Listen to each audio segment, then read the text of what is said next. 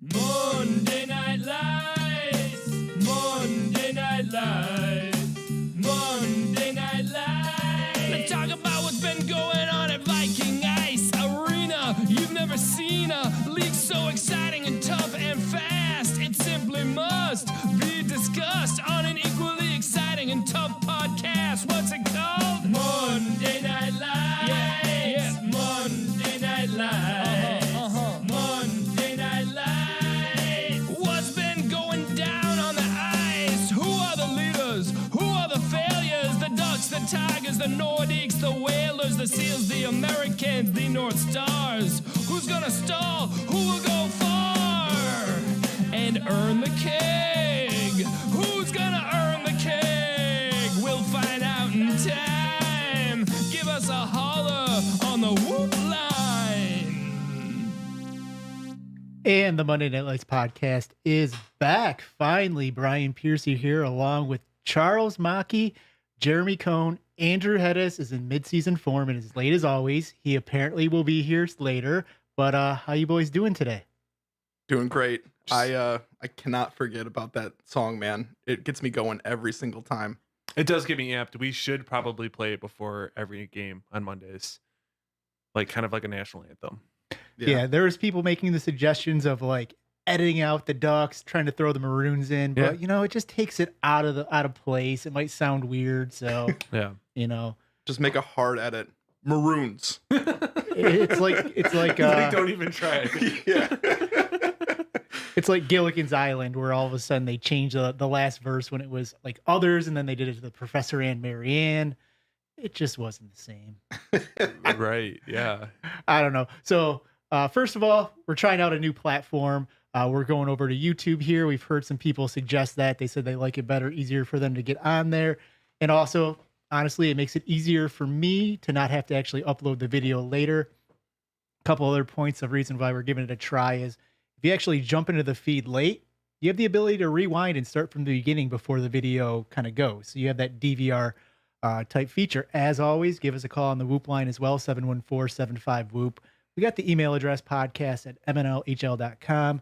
Go over to the Twitch site. You can still use your Amazon Prime sub and feed the league that $2 every month. I think I'm on a 2-year streak or something like that. Instagram, Twitter, all that kind of stuff. So Buy us our socks. And if you're interested in future episodes of coming on the podcast, just let me know and we will try to line that up. I'm not sure exactly how often we're going to be doing this. The K-Folks were on a bye, made it easier. I'm getting old. It's hard for me to stay up till 11, 12 o'clock and then do a podcast the next day and do the same thing. So you want to get started? Absolutely. Let's do it. So first thing on the agenda, I tried to get a jersey update. Last time I heard anything, we were saying early to mid-October. We're looking on that.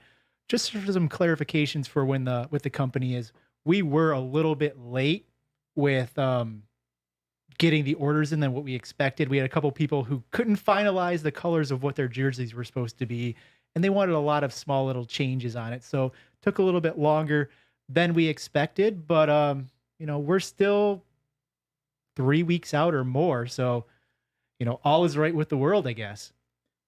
The Americans needed their jerseys. There was a little bit of, we'll talk about it later.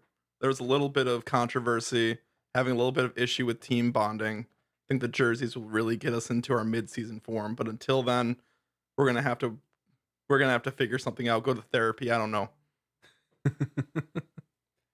Yeah, when you started to mention the jersey update, I forget that it's a podcast and people can't see my eye rolls half the time. But so you've known your co-GM. Right, we had some shuffles this year, right? I backed out. Pandy grabbed Busta, and they. I don't think they were the hang up. I think Krunk's kind of new to the Americans, right? And so there were some change ups, but Right. Of course it was. We all knew that. Let's be honest with ourselves. Okay, the holdup was the Tigers. They was it the okay, but like straight up, dude. Like you knew what you were doing. Why have this shit finalized, right? Like we do the draft early, so the jerseys will come in time. And all you should have to do, drafts on Tuesday, hit up your team on Wednesday. Yo, dog, what color, what number do you want? What size are you?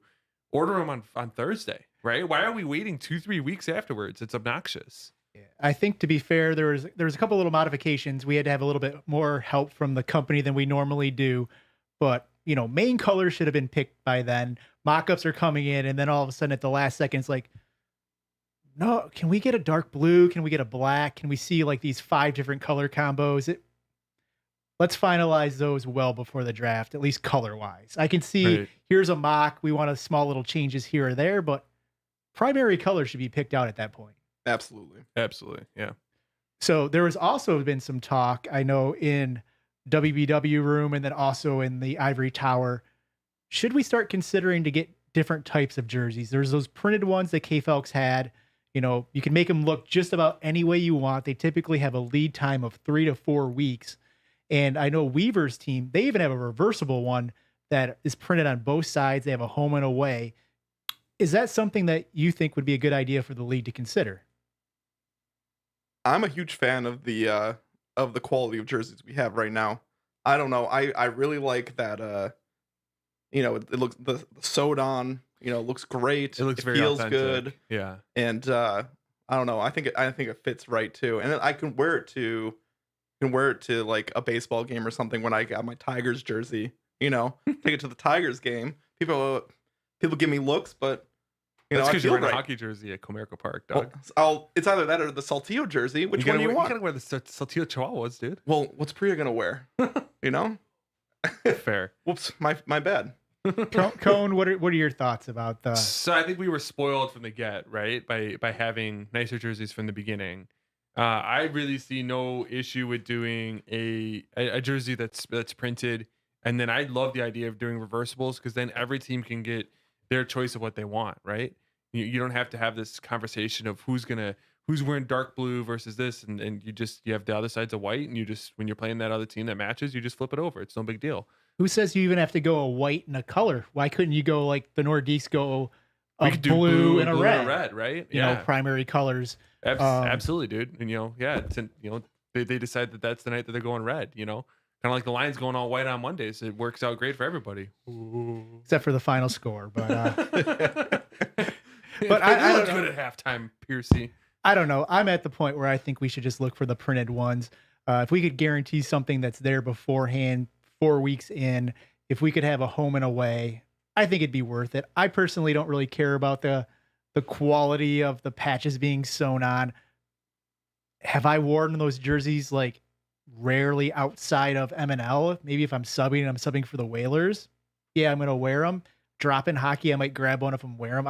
Personally, I don't wear them out and about. They now sit in my basement in a pile. Hedis, welcome. Yeah, good to be back. I was a little too far away. We got to train you back up on this. It's Troy's mic. I'm used to the corner, to be honest with you. Everybody puts baby in the corner. I told him Jersey's late. We're looking at about 13th to the 20th of October on that. Oh, that's perfect. That's time to get a new set, boys. It's time to get a new set. But do you think having that quality of jersey that we have, but always being so late on that's worth it? Would you prefer to go down to a little bit lower quality jersey for time-wise and beginning of the season, or what are your thoughts on that? I think you guys kind of covered it, kind of walked in and heard a little bit of it and was walking in. I feel like the quality of the jersey makes the league. I feel like there should just be a Monday Night Lights jersey that everyone has that's a reversible. It's just kind of like maybe you pay an extra like $10-15 to enter the league. And Are you that's saying just like a drop-in type jersey? Yeah, kind of like a black and Okay. white. It's reversible, Sure. and then every Okay. team just has that in their bag. So like, let's say the Americans play in their navy one year, and then another team is like blue deeks, and they don't want the two blues clashing. Okay. You can just have someone wear white instead, and then you have like the navy and the white, and then you don't have that issue. But it's just like a mandatory. Here's like your $15 tax, and we can just do one. I don't know, beginning of the year for every new player or something. And Okay. I don't hate that idea. That's always been tossed around for a little bit, but yeah. But I mean, I like the quality of the jersey. I think this year in particular, it's so slow just because, not because of like the distributors or anything, but because the materials are so hard to find. I was just talking to a rep the other day from like Vaughn and another guy from Bauer. They're saying like goalie equipment wise, like if you're to custom order stuff, it takes 16 weeks right now. Yeah. You know the new True brand they have in the NHL? If you ever get like those type of pads and equipment, that takes an entire year. So I think it's just COVID's made everything just, last a little bit longer. Material are crazy. Yeah. And then shipping too, right? There's huge weights, imports and stuff like that. So. Oh yeah, you hear there's people lined up. As far as I know, they haven't shipped yet, so hopefully when they do, there won't be issues there. But No, they'll sit on a boat for a while. So. Yeah, that's the rumors I've been hearing, but who knows? And just to let everybody know, if anybody's trying to do the chat, I do have it on subscriber only chat, so you do have to press that subscribe button if you want to throw something Sorry, in the chat room. Sorry, Bria. You gotta subscribe. I'll let you know if she Chef's kiss. responds to that. Still just have the losers. So next thing, obviously, right now we're doing our games 9:30, 10:30, 11:30. Olympic rink isn't open. Everything I heard, we should be back to our normal schedule on October 4th. Haven't heard any updates that it's not going to happen, but crossing the fingers and hoping it goes well. We're old men, right? It's over. Over the hump. Got about 5 years left. We'll see. Oh, And, I mean, didn't in even my stay life- for. I didn't even stay till the end, and get home. I probably was in bed by midnight. I was dragging ass all Tuesday, and still made it to the gym. But 9:00. I was like, I'm gonna go lay down in my bed, old man. That's why we can't do podcasts anymore for situations like this. I don't know. I got to figure out whatever Jeremy's doing all day. Jeremy Drager. Yeah. Why? Because he's up till 2 a.m. on these Monday nights, Wednesday nights, and Yeah. he's good to go in the morning. As Without far as I coffee. can tell. Without coffee too. As far Right? as- And yeah. we had an eventful Tuesday morning, which we'll get into later. But Isn't he an energy drink guy? yeah. I guess you're right. So you can't say out coffee. Caffeine's caffeine. You can Yeah. you can train yourself. Trust me, you can train yourself to sleep 10 or 12 hours, or you can train yourself to sleep 4 hours. It just Right. depends on the opportunity. So. Yeah. Speaking from personal experience. So yeah, I haven't heard anything about the cement on the ice going down any more than it has already. But from what I heard, is they're gonna put in that ice no matter what, coming at the end of this month. So I talked to the ZAM driver the other night as I was leaving. Yeah, Siren. this is why we bring this this, is guy the on. Drake Yeah. horn. Dun-dun-dun, dun-dun-dun, Yeah. inside scoop. Yeah. He says, "We're putting that shit in. I'm tired of staying here so late." That was his quote. So take it for what it's worth. He's just the ZAM driver. We're putting that shit in. I'm tired of staying here all night. He's got the CEO's ear. He does. I Yeah. mean, if he just leaves, he quits his job because they don't want to. Who are they gonna hire to do the ZAM? Dude, we'd probably Uncle end up- Fister. Yeah, Uncle Fister be up there. Wheeling and dealing on the ZAM. He'd have the t-shirts between the games and shoot him into the stands. Judge's dad would catch them all. Chad's sitting there with his socks throwing him onto the ice. It's a Chadwood dude. Yeah, so I think all of us old men were praying that the ice gets in, start having those 10:00 games again. Luckily, the Maroons, they might not have to do an 11:30 game, so we're crossing our fingers. I was super excited because we got our one in and we were done. I'm like, I'm not doing any 11:30s after this. Mm-hmm. We're on bye week next week. Yeah. Guess who called me? Jeremy Drager. Oh yeah, that's I right. You're said- subbing for hell. I said, that's fine. Just please tell me it's not at 11:30. And he goes, I'm sorry. I don't know what to tell you. I'm like, you motherfucker. You could have said no. Nah, I can't say no. to him. Actually, this week, Skillman asked me if I could sub for the Tigers, and I'm like looking at my calendar, and I see an 8:00 meeting on my calendar, and I'm just like, Yeah, but is that a camera's on or just one of those like Pierce is on? oh, I probably didn't say a word in the meeting or acknowledge that I was there. But just knowing I had to be up and had to be ready to go, I was just like, I can't do it. I can't sub. So I was a baby this week. So hopefully it's my last time with my vagina hurting, but who knows? Vagina strains are real, buddy. It's okay. They are. So I say let's move on to some games. Anybody have a problem with that? No, that's a perfect segue as to why the Tigers lost because Piercy didn't sub. Right. Yeah. Yeah, I'm a force, but we'll start with the 9:30 game. We had Perfect. the Maroons versus the Americans. The Maroons 5, Americans 2. We have an American in the room. Yeah. Let's have you start out giving us your description of that game. Well, they reached for me in the 11th round, and I did not produce. I'm sorry, Antioch. I'm sorry, Crunk. I'm sorry to the rest of the team, but I couldn't do anything. There was also one play where I could have easily passed over to Serta. He had a wide open goal, and I wanted the glory. It's okay. Take Yeah. that, baby. It's all good. No, it was overall, it was a pretty strong game. I think that, of course, when you let up 3 goals in the first period, it's gonna be a long night. Mhm. But I mean, Because there's only 2 goals after that, right? There are only 2 goals one goal after. per period. And I was subbing in net, and like we couldn't get out of that that deficit, right? There were chances. There were a lot of chances, just didn't finish. And I will say there were a couple of goals that went in that were just, yeah, I mean, great, good job. They were good goals, but I feel like we made it easy on you guys on a couple goals in that first period. In the first period, yeah. Hedis, you were there. You got to see the game from the side. Give us your neutral opinion of the game. A little bit to what you guys were saying, I kind of agree with. Like the first period, the Americans lost. I mean, I don't know if you guys weren't, playing too much of that Yeezy in the locker room, or what you guys were, had a whole pack to yourself, a whole pack of little bats before you rolled deep out in the ice. But I feel like you guys kind of got played in the first, and probably by the time the first period was over, I mean, no offense, but Monday Night Lights, you get down by 3 goals. Game's over. The game's about over. I mean, it depends. I mean, sometimes, teams can storm back. I mean, there's one year the Americans came back and they tied us one time. It was like 3-3, but it's rare. It's rare. It's tough to score because like that magic number in Monday Night Lights is 3 goals, right? If you get 3 goals, generally you can try to eke out a win. Right. If you look at like the stats over the past 3 to 4 years and you look at the goals against for every goalie and you look at the goals for, I mean, it's been slowly trending up a little bit, but like it's generally 3 goals get you a win. So if you guys go down 3 in the first, I mean, you're gonna have to buckle down the hatches.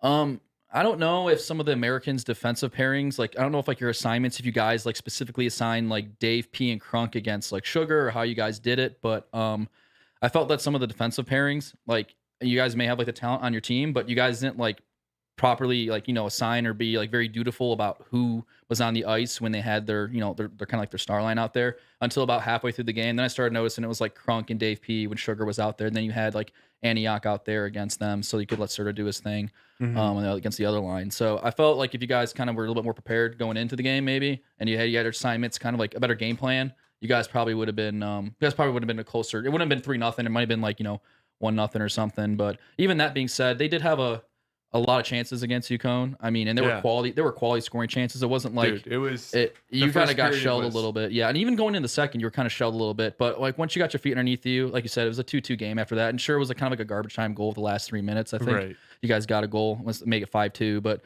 for the most part, it was a 1-goal game in the 2 periods. So I would just say, I mean, if you guys can game plan a little bit better, just make sure your assignments are better on the ice, you'll probably fare better. I don't think the 0-2 record really reflects kind of what your team is, but. I mean, you have an 8-7 loss and then a 5-2 loss. So I felt to be like fair, after that game was over, I thought that they were losing. Like I went back on it and thought about it this morning when I knew it was coming on the podcast. I thought it was like a 7-2 loss. That's what it felt like because I think the puck was like in our zone so much. Sugar and Edge they had some wicked chemistry. For being 2 dudes that have never played together before, they were very scary, and I'm not looking forward to going up against that all season. That was a very good line. Yeah, it could have been a lot worse, but I mean, there's also a lot of like really bad bounces, and then a dumbass penalty to start the game, right? Gumma slashed Ite's stick right off his hand. Like, what was the point of that, dude? That wasn't Gumma. That was, it was. Gumma served the penalty. It was Gumma. It was Gumma, yeah. But was it?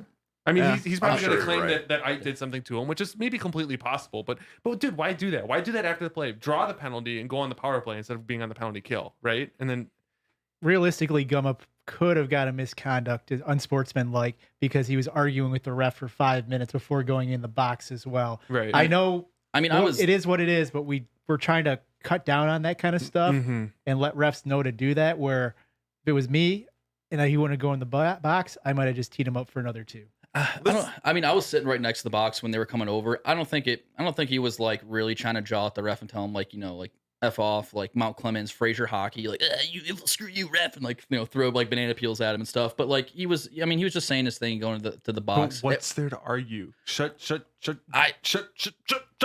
I mean, I'm used you to slash a dude's stick out of his hand between shifts. Look, like it's a penalty. Like in every league, they could like drop their stick on the ground as you slash a penalty. Okay, it's like still it's penalty. just I mean, I'm of the mind just like suck it up and go. But like everybody wants their say, so it is what it is. But I kind of want to get back to like. So I mean, like the game, like itself, like I said, like maybe assignments could be better, but that's not to detract from the Maroons. You guys played great. Like they played a great. Your game team of from hockey. top to down, I felt like, especially in the first half of the game, and maybe like the game was closer towards the second half because you kind of took your foot off the pedal maybe a little bit.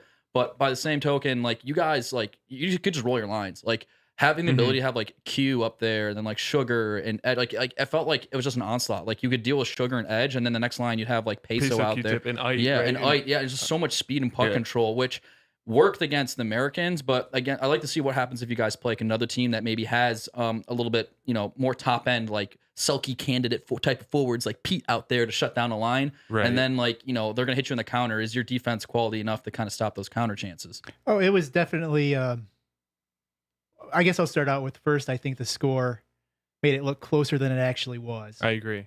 In the game. It was really nice starting out. I thought we had high energy. We were moving the puck great. We were getting lots of chances. Once we got those first couple of goals, it felt like the Americans kind of gave up. They had low energy. Their heads were down. You saw them on the bench with their heads down. It felt like we just mentally beat them really quick. I think in the preseason, our last game where we had the majority of our guys, we tried out like 6 different line combinations. And, our first couple that we thought were going to work were not the ones we went with. And we found one we liked, then we kept changing it up. Other ones we didn't like. So we found one we liked. We're going to start out with that one. Not saying it's how we're going to be all season, but I think doing that was very helpful of trying out multiple combinations, even when the one was working really good in the preseason game, to say, no, let's keep trying other ones to see what we like and we don't like. What's your decor? It's you and Doug and I'm sorry. It's I don't me remember. and Turtle and Just then Turtle. Neville and Yes. Dougie Fresh. And Neville has been playing fucking awesome back there. Yeah. I think he's our 9th round guy. Mhm. And he's not the best technical skater, but he's not slow. Right. He's a big dude. He's strong. So, That he'll end up being your guys' X factor, right? Where like if he can play defense if he all can year. play defense and be serviceable and be good, that'll allow Q-tip to stay up, right? Yeah, which is huge. Yeah. Or Right. one of the two to stay up Or there, which is yeah. huge because Yeah. because then you can overload your front 2 lines. Mhm. We're getting away from the game though. So yeah, sorry. yeah, go ahead. was we're gonna gonna say- go. We're gonna go back to the teams in general later on. I just, okay. I just want to say Yeah. really quick Right. though that if that's your decor, then please tell Q-Tip to stay the hell away from me in front of the net now, because I don't need that decent decor and then him kicking my ass. I forgot that he could do that. I forgot Q-Tip oh my was God, 6'5" He's and a big monster. dude. He's a big dude. He laid me on my ass like it was nothing, and I'm not a small guy So, by any stretch. Let's get back to the game, and this is part of the game. I'm sure you're gonna love this, Mackie. I am. I know what's coming. But during the game, there seemed to be some verbal arguments on the bench between players. Yeah, you could hear it from the It outside. was a brief disagreement about whether or not we should all be called cones on the ice, and not Jeremy Cone, but pylons. I heard from sources that said someone accused the team of not hustling and being lazy, and someone saying, "Shut the fuck up! You're being lazy, you fat piece of shit." Damn. So yeah, Gama comes out at the end of the second period. I was trying to protect the innocent. Everyone knows it's fine. The spicy trader is coming out later, anyways. He so, comes yeah. down. He starts jawing at all of us, telling us that we're not trying hard enough. We're not playing up to our skill level. And I'm sitting there like, baby, I was the second to last, skater picked. I'm skating to my level just fine. I had some shots. So you had a couple opportunities. I mean, you I didn't have a say anything. Mackey hat trick though. You didn't have that. Nah, that may never happen again. We'll see.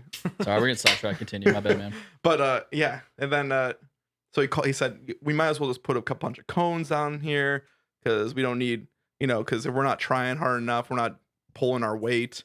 And then, Dave P doesn't take that shit.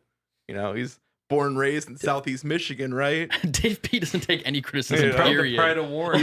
Like Dave could cough up the puck in the middle of the slot to somebody. They could rip it home. He's like, "Bro, you should have had that one. What are you doing out there?" I'm like, "Dave, you gave him the puck." Like, I love Dave though. Yeah. You He need the confidence sometimes. He doesn't take anything. So he's yelling back, "Shut the fuck up. Who the hell do you think you are?" And then Gumma's like, "Well, I don't know exactly. I can't remember exactly how he said it because I thought it was fairly well put, but he goes, I'm playing to my draft level. Where are you guys?" And I'm like, well, shit. I do respect the fact that he's not afraid to That's call true. guys out. Yeah, right? Yeah. Because I mean, as a goalie, dude, I have that beef so many times at MNL where I'm like, move your fucking feet out there, right? I get pissed, right? But it's like, he's right. It's like, hey guys, like let's fucking go. Like let's go make a smart play. Let's move the puck well, right? And He wasn't wrong. You guys were getting your butts beat. He's a 10th rounder. He played pretty well for a 10th rounder, I'd say. Right. But at the same time, was it directed at Vape? Probably not. I felt like your entire team skated to their draft level, right? I didn't think anyone was like, oh, fuck it. Just no, he wasn't directing it at anyone particular. He was just frustrated. It was just angry. frustrations, right? I mean, you're going into the third period looking at going into season 0-2. He had a rough season last year. And then poor guy was Paney's replacement on the Deeks when we had a rough year 3 years ago. So he's done losing. he's sick of losing in MNL, dude. I don't blame him. I don't blame him at all.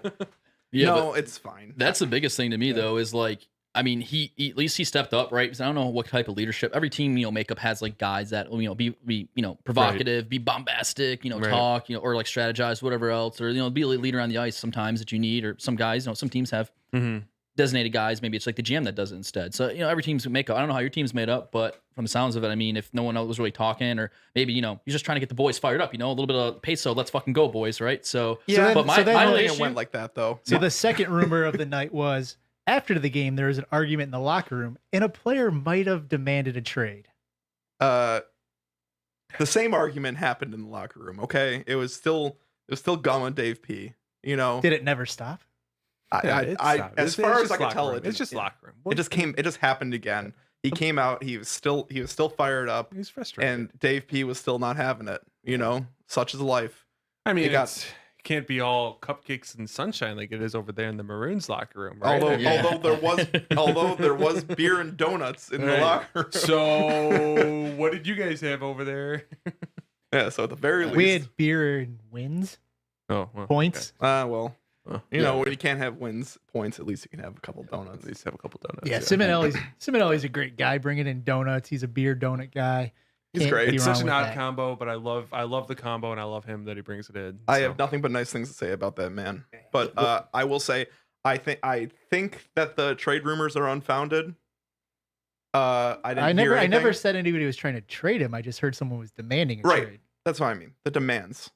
Have you heard others things? I mean, I've heard a couple GMs not necessarily reach out to me, but I've heard from one GM specifically that they've talked to another couple GMs to see possibly about a trade. So whether it was for Gumma or for Dave P. So not to do my Elliot Friedman here and start lambasting names all over the podcast, because who knows if it's gonna ever materialize or not. It's Monday Night Lights. Half the time if people just talk, they don't do anything. But I mean, I could see definitely maybe possibly Dave being traded. But again, if you're gonna trade one of those guys, it's gonna be like a two-person kind of trade. And if you're gonna do it now, like if you're gonna do a trade, doing it early in the season is probably better than later, because like, if you're 0-2, 0-3 and you're looking to make a trade, everyone's value is still kind of around the draft pick. You're not overvaluing like like that 1 year that Skillman drafted who was that one guy that played on the Tigers and he left for work and was on my team 2 years ago. I don't know. Or this year like Wells or somebody, it's kind of underdrafted, so people don't know their value. So it's like, oh, I want to trade this guy for a third rounder. Well, he's not really a third rounder, he's a second rounder, and then you never come to like a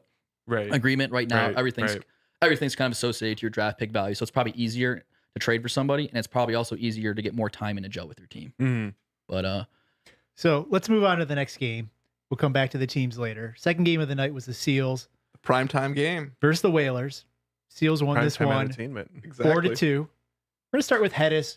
We would have been in the locker room probably changing. Didn't get to see the full game. So let's have you kind of give your thoughts. And we'll skip the drama at the end, and we'll hold that after we kind of talk about the game. That's fair. The game overall was I don't want to say it was as fast as the game prior to. I felt the overall speed was a little bit slower, but it was kind of like, make a bad parallel. It's kind of like soccer a little bit, where the team everyone backs in and like puts up like the fortress a little bit. Like the Whalers, I felt had like four guys in the zone, and they're like kind of like back checking, clogging kind of their own neutral zone, their own around their own blue line to prevent the Seals from just like rushing in with all that speed between Shawnee and Pete and everybody else on their teams, and then they would counterattack. So while the overall speed wasn't that fast, when the Whalers counterattacked or when the Seals like broke the other way and drove play, there's a lot more odd man rushes and fast breaks than there were in the prior game, I should say. That being said, the Seals definitely, I think the ice was kind of tilted in their favor, probably like 55 or 60 to the 40. They had more shots than the Whalers did. That being said, I do think the Whalers had a couple more elite scoring opportunities. There was especially two times where you're gonna live and die by that Trent Matt Taylor and Woodsy line where Trent had a breakaway around the 10:30 mark of the third period, and he just couldn't beat Ryan Z. Ryan Z made a great pad save, and then there was a one towards the end of the second where someone's kind of hanging on Matty T. Again, we'll get to that stuff later. And he made a move, and he just couldn't beat Ryan Z. Far right pad to the post. So. Whoop's known as a goalie whisperer, but I guess he's whispered Ryan Z up, I guess, last year and this year too, apparently, because Ryan Z has been kind of stood on his head a little bit and bailed them out of a couple of the big chances. But similar to Seals teams in the past, I feel they don't give up a lot of shots per se, but when they do give up chances, they're those really quality counter ice chances, counter strike chances where you have someone driving the play on a 2-on-1 or a breakaway. The Whalers Bender line, how much ice time are they getting, and how do they look out there as a unit?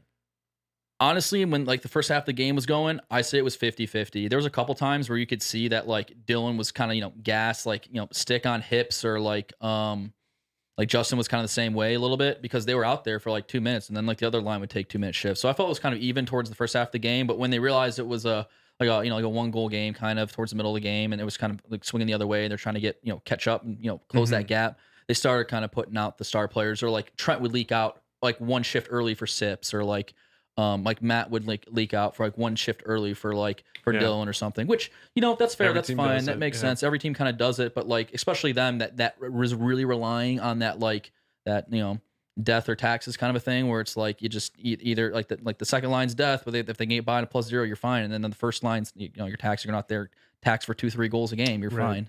But so anytime you can get Matt T on the ice, or what's the second line? It's Sips, Trent, Dylan, and Wright. Right? Yeah. Yeah, they're stacking hard. Yeah, it's a hard stack right there. Nothing against those guys, but I mean... Yeah, I'm not going to dive into the team makeup or anything. We can do that. Again, we're going to do that later in the podcast. But overall, in the night, I think that Cam has been kind of asked to do a lot for their team a little bit. Mm-hmm. I think the first goal that Pete had, that kind of set the entire pace for the game, because it was like their first chance. It went the other way. The Whalers controlled like the first minute of the game, maybe minute and a half. And then Pete just like first shot of the game, it kind of like, it just laid perfect for him. He kind of just like slapped at it, and it was this perfect like low blocker 7-hole between like the blocker, the pad, just off the like the far post in. It was like, oh, well, that was against the run of play, and then the Seals just kind of like took over from there and tilted the ice a little bit, like 55-45 in their favor, and the way it was kind of turtled in a little bit, played more like a neutral zone, defensive zone kind of trap, and then feed the puck out to Trent or Matt or whoever it is to go all the way. I gotta say that Z was cool as hell. Like I only saw 10 minutes of this game, right? But the first 10 minutes, he looked great. He didn't look phased by anything. And I was walking out of Viking. I'm walking past him. He looks over at me, gives me a wave as the Whalers are breaking out. He gives me the wave. See you later, man. And then he sets up, and then he makes a save. And I was like, for fuck's sake, man. He played a very good game. I changed really quick to get out of that locker room. Also to watch the Lions game with Uncle Fister in the score box. And I was like, dang, like he's really like he was in the zone. He was feeling it. He doesn't make crazy athletic saves. He just stands on top of the crease and does what he needs to do, right? He just plays good goalie. But he makes timely ones, and that's what counts. Like everyone may not be this perfect looking. He may not always make like the perfectly foundational base save, like butterfly or right pad save or like cover the rebound, but he finds a way to stop the puck a lot, whether it's like the Dominic Hasek sprawl or he's stacking the pads or something. And honestly, Monday Night Lights, it doesn't matter how pretty the save looks. It just matters if you make the timely save. And I think a lot of people forget is, at least in my mind, like I always thought Ryan Z's good goalie. Then he had knee surgery, and like that first year back, it was kind of like, oh, he's not where he needs to be. And I think in the last 2 years, he's been getting it back. And you've seen that I don't know if he's back to where he was, because I'm not that of a goalie expert, but he's back to being a good, solid goalie that you don't mind having on your team. And I'm not saying he necessarily was like a bad goalie you minded having on your team, but you've seen that improvement the last couple of years coming off that knee injury, of it just getting better, healthier, and getting more comfortable with it as well. And another thing that I kind of want to mention really quick before we move on to like another game too. I know we trying to make all the game times equal, talk about them all. But one thing that should be mentioned is that Ryan Z last year played in the Seals, right? So, and who do you have in front of him? He had Whoop, and he had he had Leroy, and then he had like Chad. I can't remember who the Yeah, fourth defenseman Rubel, was. Squad. I think. Oh, Rubel, Rubel, maybe, yeah. But 2 out of those 4 players back on defense are similar. And then he's always had Shawnee playing for, right? So some of that familiarity within squads, it's kind of like just getting on a bike and riding again. So sure, helps. yeah. So he goes from one season to another with the same players kind of to a degree, and he kind of, can just, he knows where people are going to be on the ice, which is helpful as a goalie to kind of know if you're going to take the front of the net or if you're more of like a 2-on-1, you take the back guy and give me a shot. Like there's different factors that go into play. And I know Panny like can't play with, I forgot, it's one of the goalies. I don't remember who it is. I think it's Officer Aaron. Like Aaron, yeah. I think Aaron really hates Panny. His style, right? Yeah. And it's because he's been like, you play with him all the time. I was like, hey, dude, like I played with him for 12 years now, right? Like I know what my man's doing. Yeah, he's gonna do the pantycopter He's right gonna here. do right? And here comes the pantycopter, right? Like it's not gonna be the play that you think he should make, but he's just gonna do it anyway. And it's like I know what he's doing. So you're absolutely right, man. Like when you have familiarity with your squad, especially with your defensemen, man, it helps. It really helps. And then I guess last comment too. I got another last comment. I guess I don't know. Get maybe Here your we guys' thoughts on it. Is I thought Pete yesterday, when Pete plays with a chip on his shoulder, it's like he's a different kind of player generally. Like when he's like the good guy Pete out there, he's like your grandpa. Like, hey, you're doing good out there, sport. Like, make sure your wrists are flat so you shoot. I'm like, Pete, I don't need help. I'm a goddamn adult. Like I'm gonna suck. I'm gonna suck. But like. When he's I'm a goalie trying to score some goals out here. yeah, just leave me alone. But when he's out there and he's playing his game, he's focused on him, and he's like and he relishes that like shut down center like Matthew Dandino Desert like Swarm. roll like Desert Swarm like Montreal like third line center shut people down, and then like he goes out and gets a goal on top of it and finishes like the +0 for the night. Like Right. I mean, it boosts the ego a little bit, yeah. But also, that's like he loves that role and he relishes it, and he's best in that role. So for the Seals to be able to like deploy him in that role against like the premier team in the league that like he could do it against, and him to do it, that's just going to build his confidence going forward too against all the other team star lines. I poked my head in the locker room to grab a beer. This was like relatively late after the game, right? And my man's ego was still just like way out here, man. He is just like his head. I think they had to pop it so he could walk through the door. Yeah, but I mean, but you're absolutely right. Too. Pete plays his best hockey when he's got that MJ. Like I took that shit personally.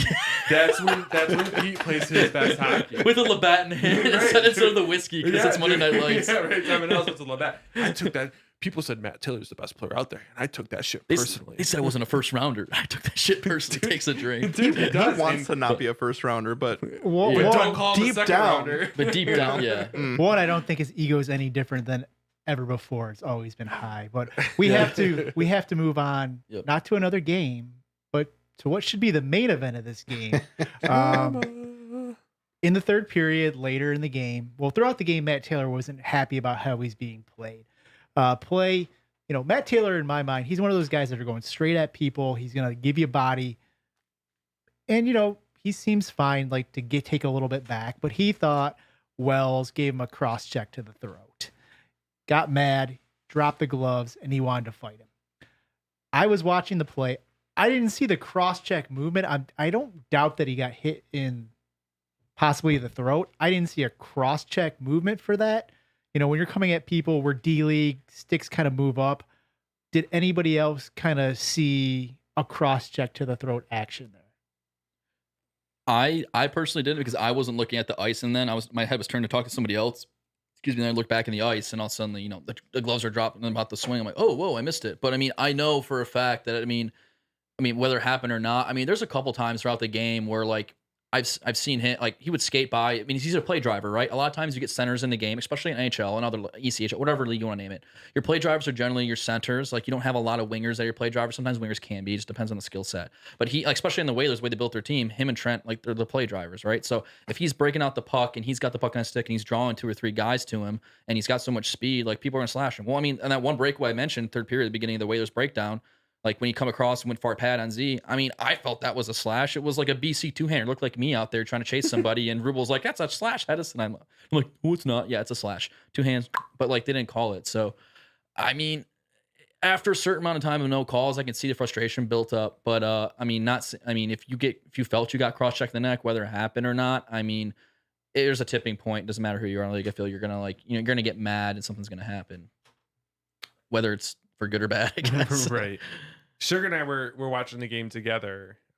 We were actually talking about your guys' game, kind of recapping it with him. and we had a pretty good look at it, and we had actually commented earlier, like, because earlier, either the shift before or even that same shift, he kind of had a little bit of a run-in with Rutkowski, and Ruck kind of has that reputation, unfortunately, because he's not really that type of guy. I think he just kind of got that reputation in MNL as kind of being the rough dude.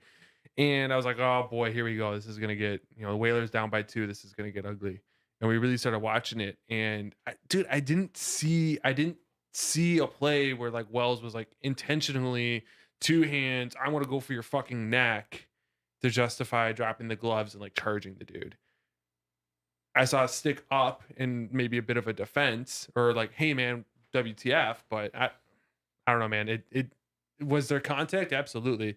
Did it justify dropping the gloves and chasing after the dude and doing all that? I mean, I don't think so, but I was in bed at this point, but that did not stop me from throwing some gasoline on the fire the next day. And I want to say to Troy Otto and Jeremy Cohen, I apologize for that. Won't happen again. 10 seconds after I shit posted, after I threw the hot take out there on Slack, I get immediately, it must have been, I think it was precognition. I got a message from Troy Otto that said, "You're not helping." And like 10 seconds later, I got a message from Cohen that said, I think it was like, "Maybe you better sit this one out, Chief." So my bad. I'm sorry. I know.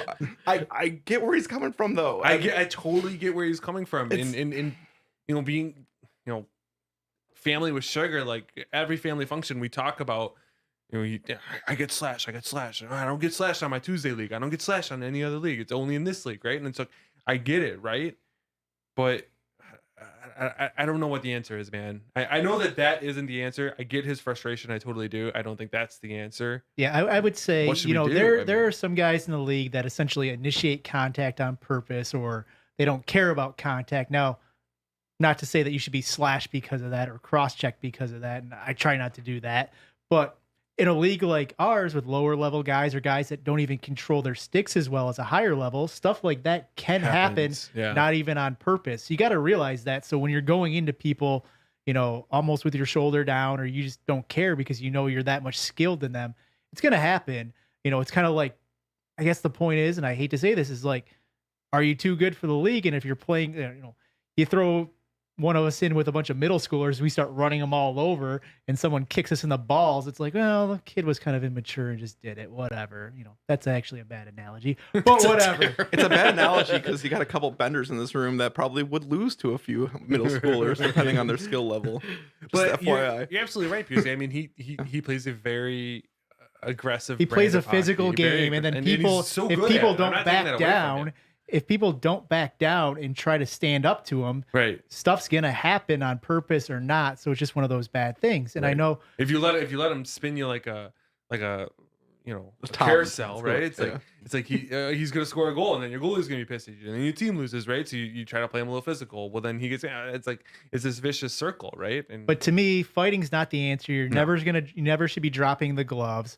We'll look at that. I know we asked Trent to tell the refs to start calling stuff closer, but I don't think our refs people bitch about our refs all the time. I don't think they're any worse than going to a Troy D League game type of thing. No. I think they're the same ones level. there I think there's some of are the literally better from ones. Troy, right? Yeah, there's some of the better Troy refs. As bad, you could say good as bad as that is, but like it's not like, where are we going to find better refs is a lot of the argument as well. Dude, we've been MNL for what, 6 years now? And we're a pain in the ass. We've People been don't want to our, put like, up with seventh that. set of goalies. Might as well be. Yeah, that too, right? Seventh set of referees, like Bring Rick Dude. back. One ref. one. That was Call it the a day. worst. That And was no, don't do Have that. Ace Pecora come back to scream at him one more time. Oh. All I gotta say though, I is from outside of the executive office, we don't know that you guys are doing anything, right? All we see is, and yeah, what are you gonna do, right? There's not a whole lot you can do. I talked with Troy at length about this, but knowing that you're at least doing something is, I say that's a positive step forward, and that gives me a little bit of hope. But when Matt was going off in Slack, Mm-hmm. I had no idea you guys were doing anything. It's Yeah, a just- double-edged sword. It's Yeah. like you drop the gloves, you're fired up, you're being heated, you're being dumb. It's just facts in my mind on that part of things. Like, do you suspend the guy? Like, you didn't throw a punch. You know, you try to give people the benefit of the doubt. Like, only because the only guy equally as big of him is Trent, and he held him back. Yeah, but you know, it also probably comes to the point too where if something happened and he did get into a fight later in the season, you know, it's probably going to be considered a lot more premeditated in my mind, since you've essentially told people in general, don't mess with me or I'll kick your butt. Like, that starts turning into premeditated stuff. So, you know, I think the point is hopefully the refs will call stuff a little bit tighter. We don't want people to be slashed. We don't want them to be cross-checked. Yeah, right. People can be happy. We're here to be friends. We're here to have a good time.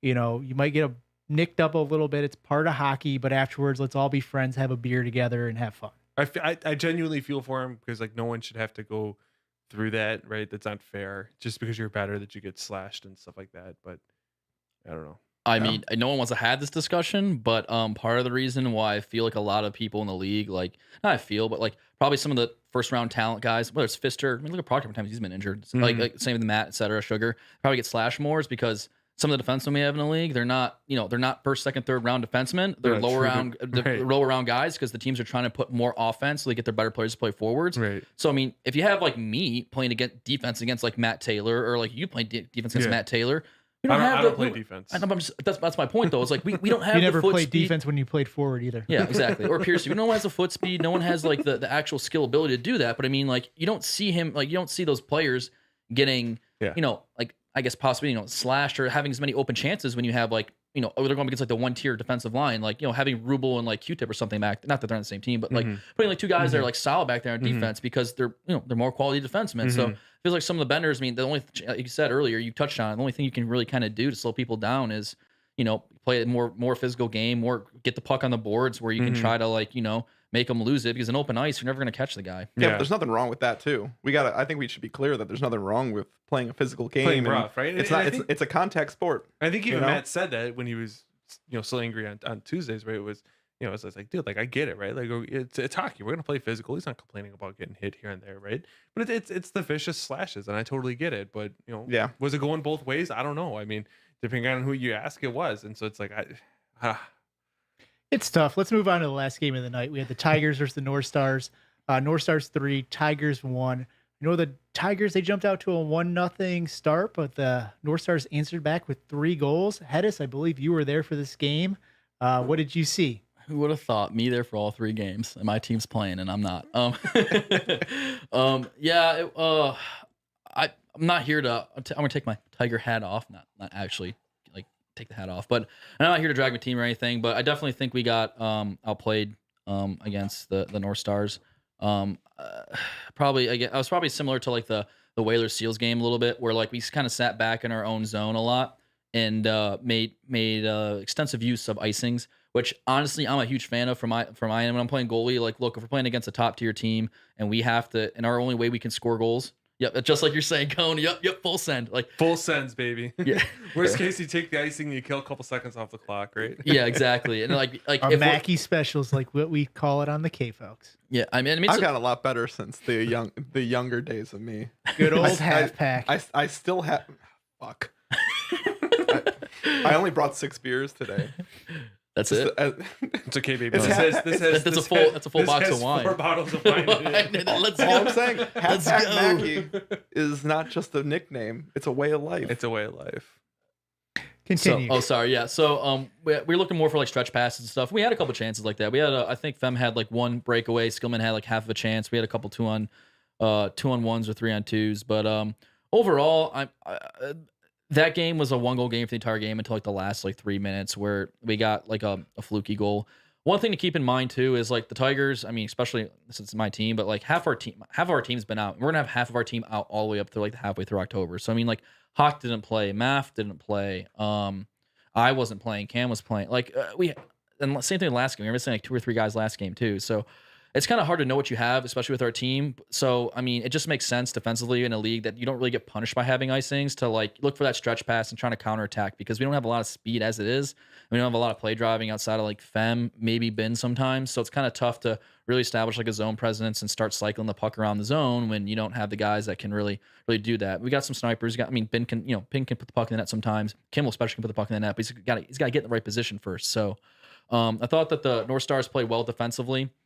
While they control most of the play, I don't know if they really like outchanced like us, the Tigers, a lot, but they definitely outshot us a lot. They had more shots for sure. I thought overall the game, the North Stars looked decent, but they didn't look like they did anything special. It just kind of looked like it was a 1-goal game. It was close, and if Fem or Skillman or someone else would have put the puck in the net a little bit early in our game, even though we were kind of taking more shots and Cam was seeing more rubber, the game could have gone the other way.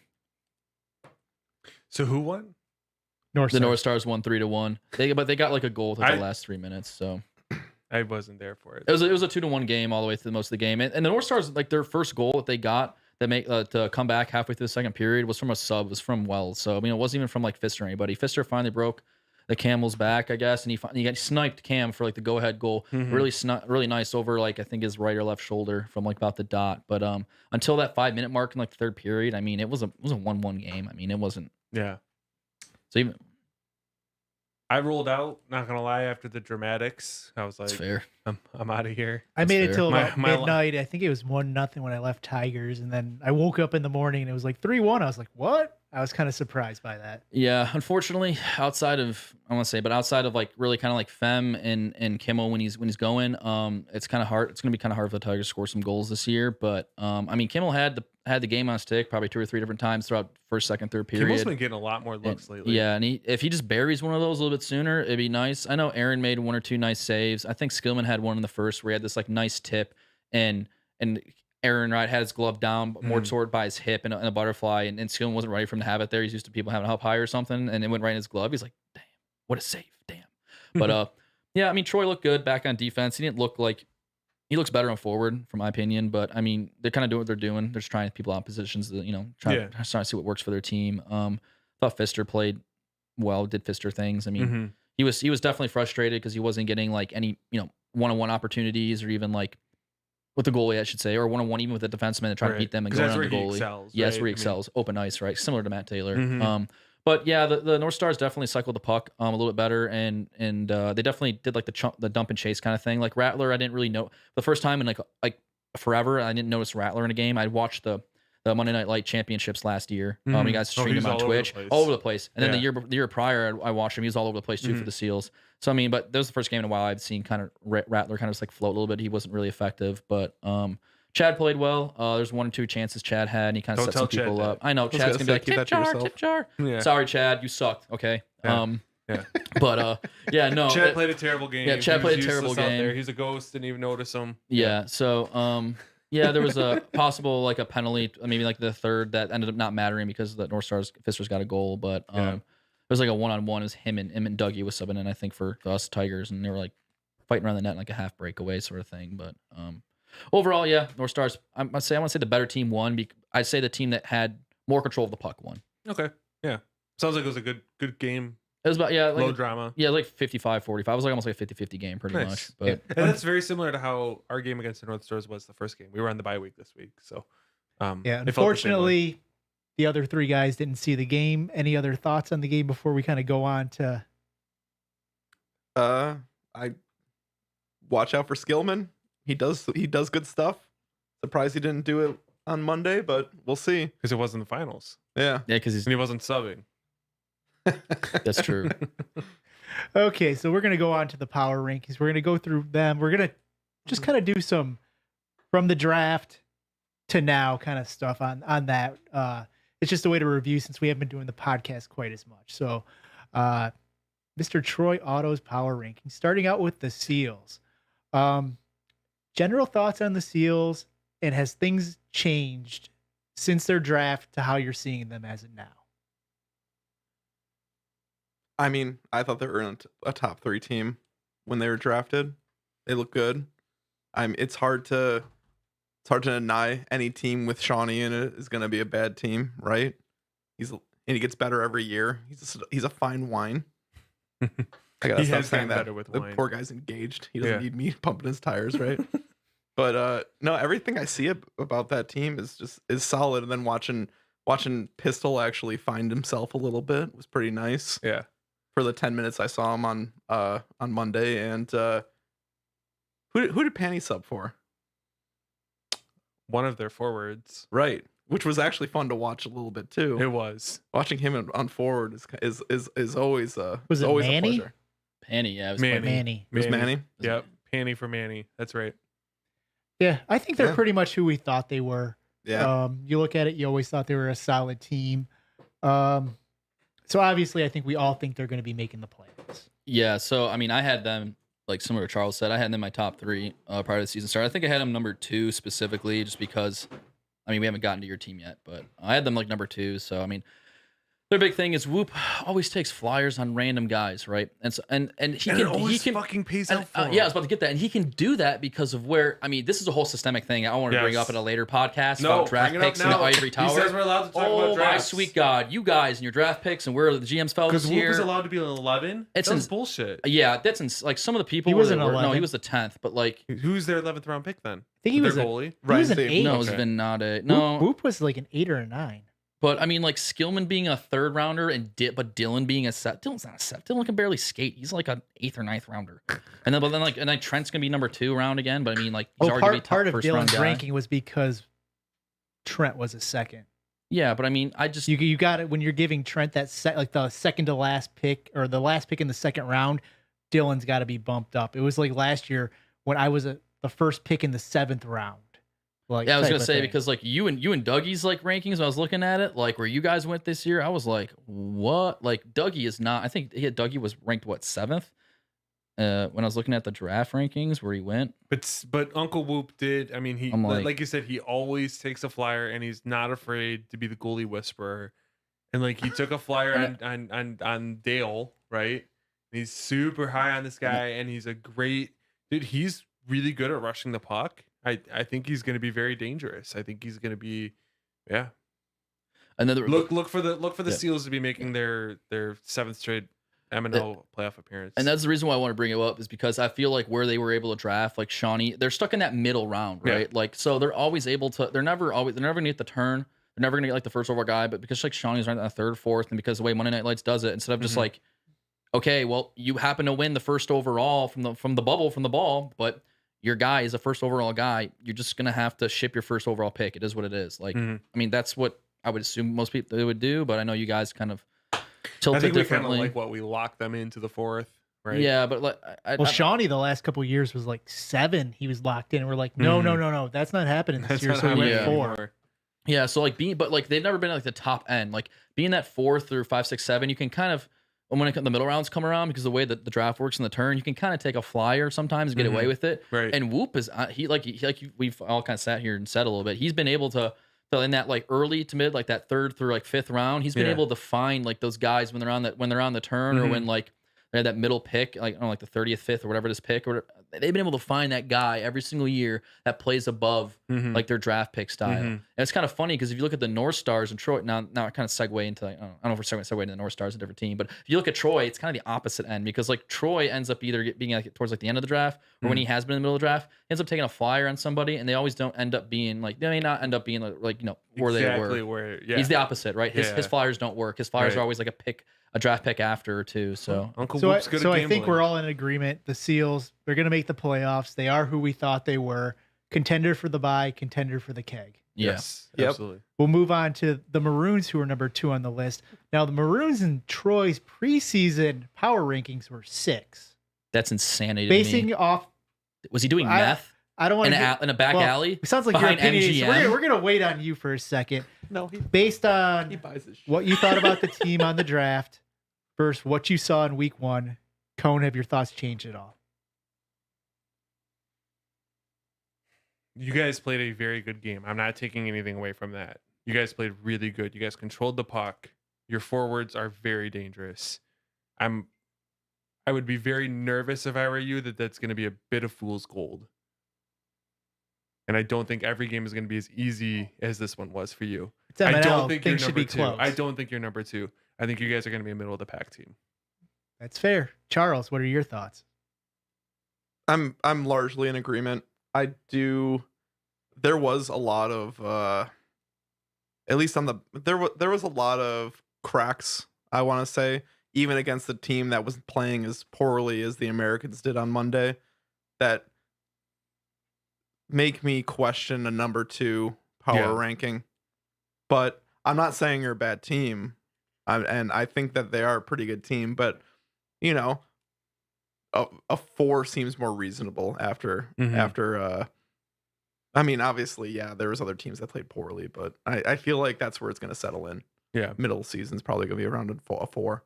And Hedis, thoughts? I'm completely like, you guys are one end of the spectrum with Troy. I'm on the other end. Like, looking at the teams, I feel like the Maroons are probably the only team in the league outside maybe the Seals with having Pete in that second line that roll up. It doesn't matter if their first or second line's out there. It doesn't matter what matchup you have, because the way your defense lines up and having Neville as like your bender is like your worst guy, like, and having him as your defenseman, you are able to, against probably 5 teams out of the 7 in the league. Well, there's only 7, you guys are one of them. Every team but like maybe the Seals, you guys can get away with having Neville as a defenseman, you as a defenseman, Dougie as a defenseman, and not having to parade back Q-Tip back there, or parade back one of your better guys, like in addition to like Turtle. So you guys can run that defensive corps and get away with just rolling your first and second line against whoever. It doesn't matter because you have the matchup. I don't disagree. The offense is very scary. The offense is actually, because it's a 1-2 punch, it's almost more scary than the Whalers, right?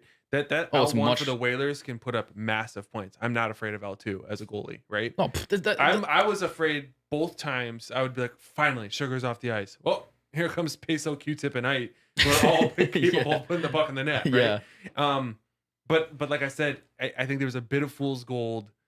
They got a lot of chances on an Americans team that was not playing up to their potential. And so that's all I'm saying. I think they're going to be a very high scoring team, but number 2 seems high. There were a lot of pucks on the Maroon side, that a lot of big rebounds that weren't capitalized on. And I'm not saying that that's and maybe who's your goalie? What's his name? Pingrazi. That's Pingrazi. Yeah. I mean, he was playing fine. But he's a great goalie, and I'm excited to see what he's going to be able to do this year. But I think that it gets nervous when you see a weaker decor, not a weak, but relatively weaker. Yeah.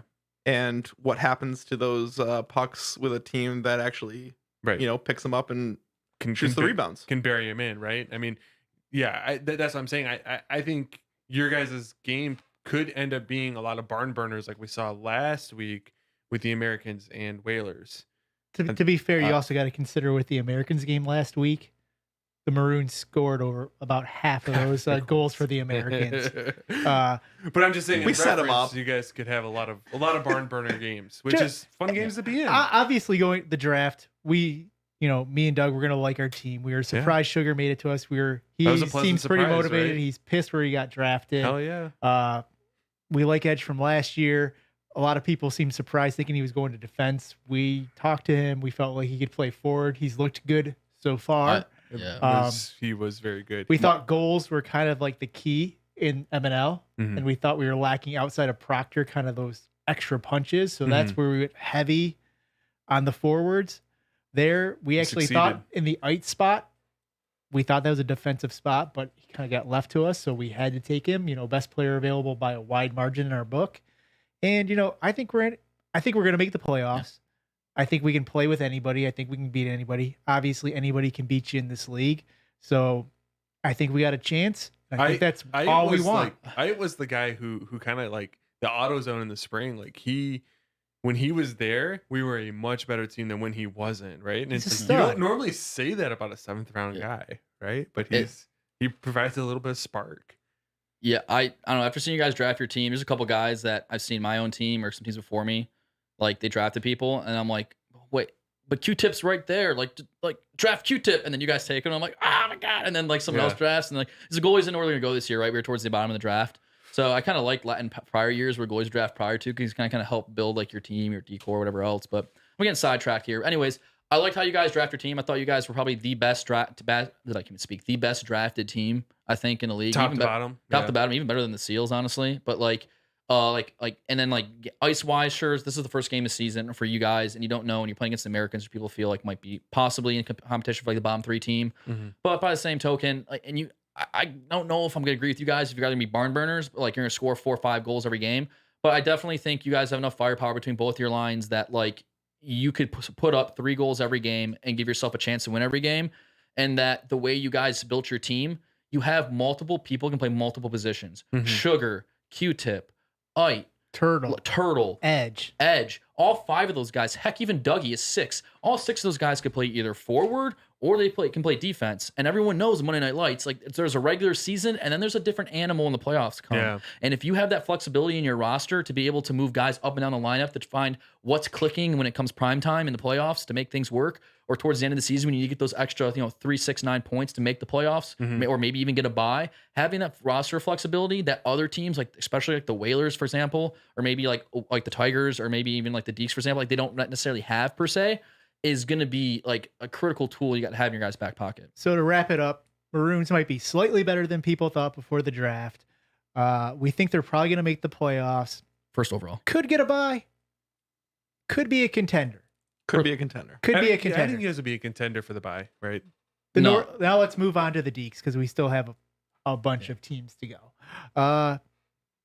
Let's see. I literally have nothing to say. I'm going to say it really quick about the Deeks. I have nothing to say about the Deeks because I haven't seen them play. I thought your team was drafted decently. You have Proctor factor. Good to go. Next person. Do you want me to start? Sure. All right. I've always liked the Deeks. They have a special place in my heart. I've got a Proctor jersey hanging up in my basement. Do you really? Signed Proctor jersey. Oh, hell yeah. Signed Proctor jersey. Brother. Let's go, brother. It's my wife came down. She's like, "Who's that?" I was like, "It's Proctor." Who's he play for? Well, I don't know who he's playing for this year. And then she's like, so hold on a second. It's the Hey Arnold shrine. Do you know him? Yeah. He plays with me on MNL. And then we're both in the hat trick club. Yeah. He invited me in.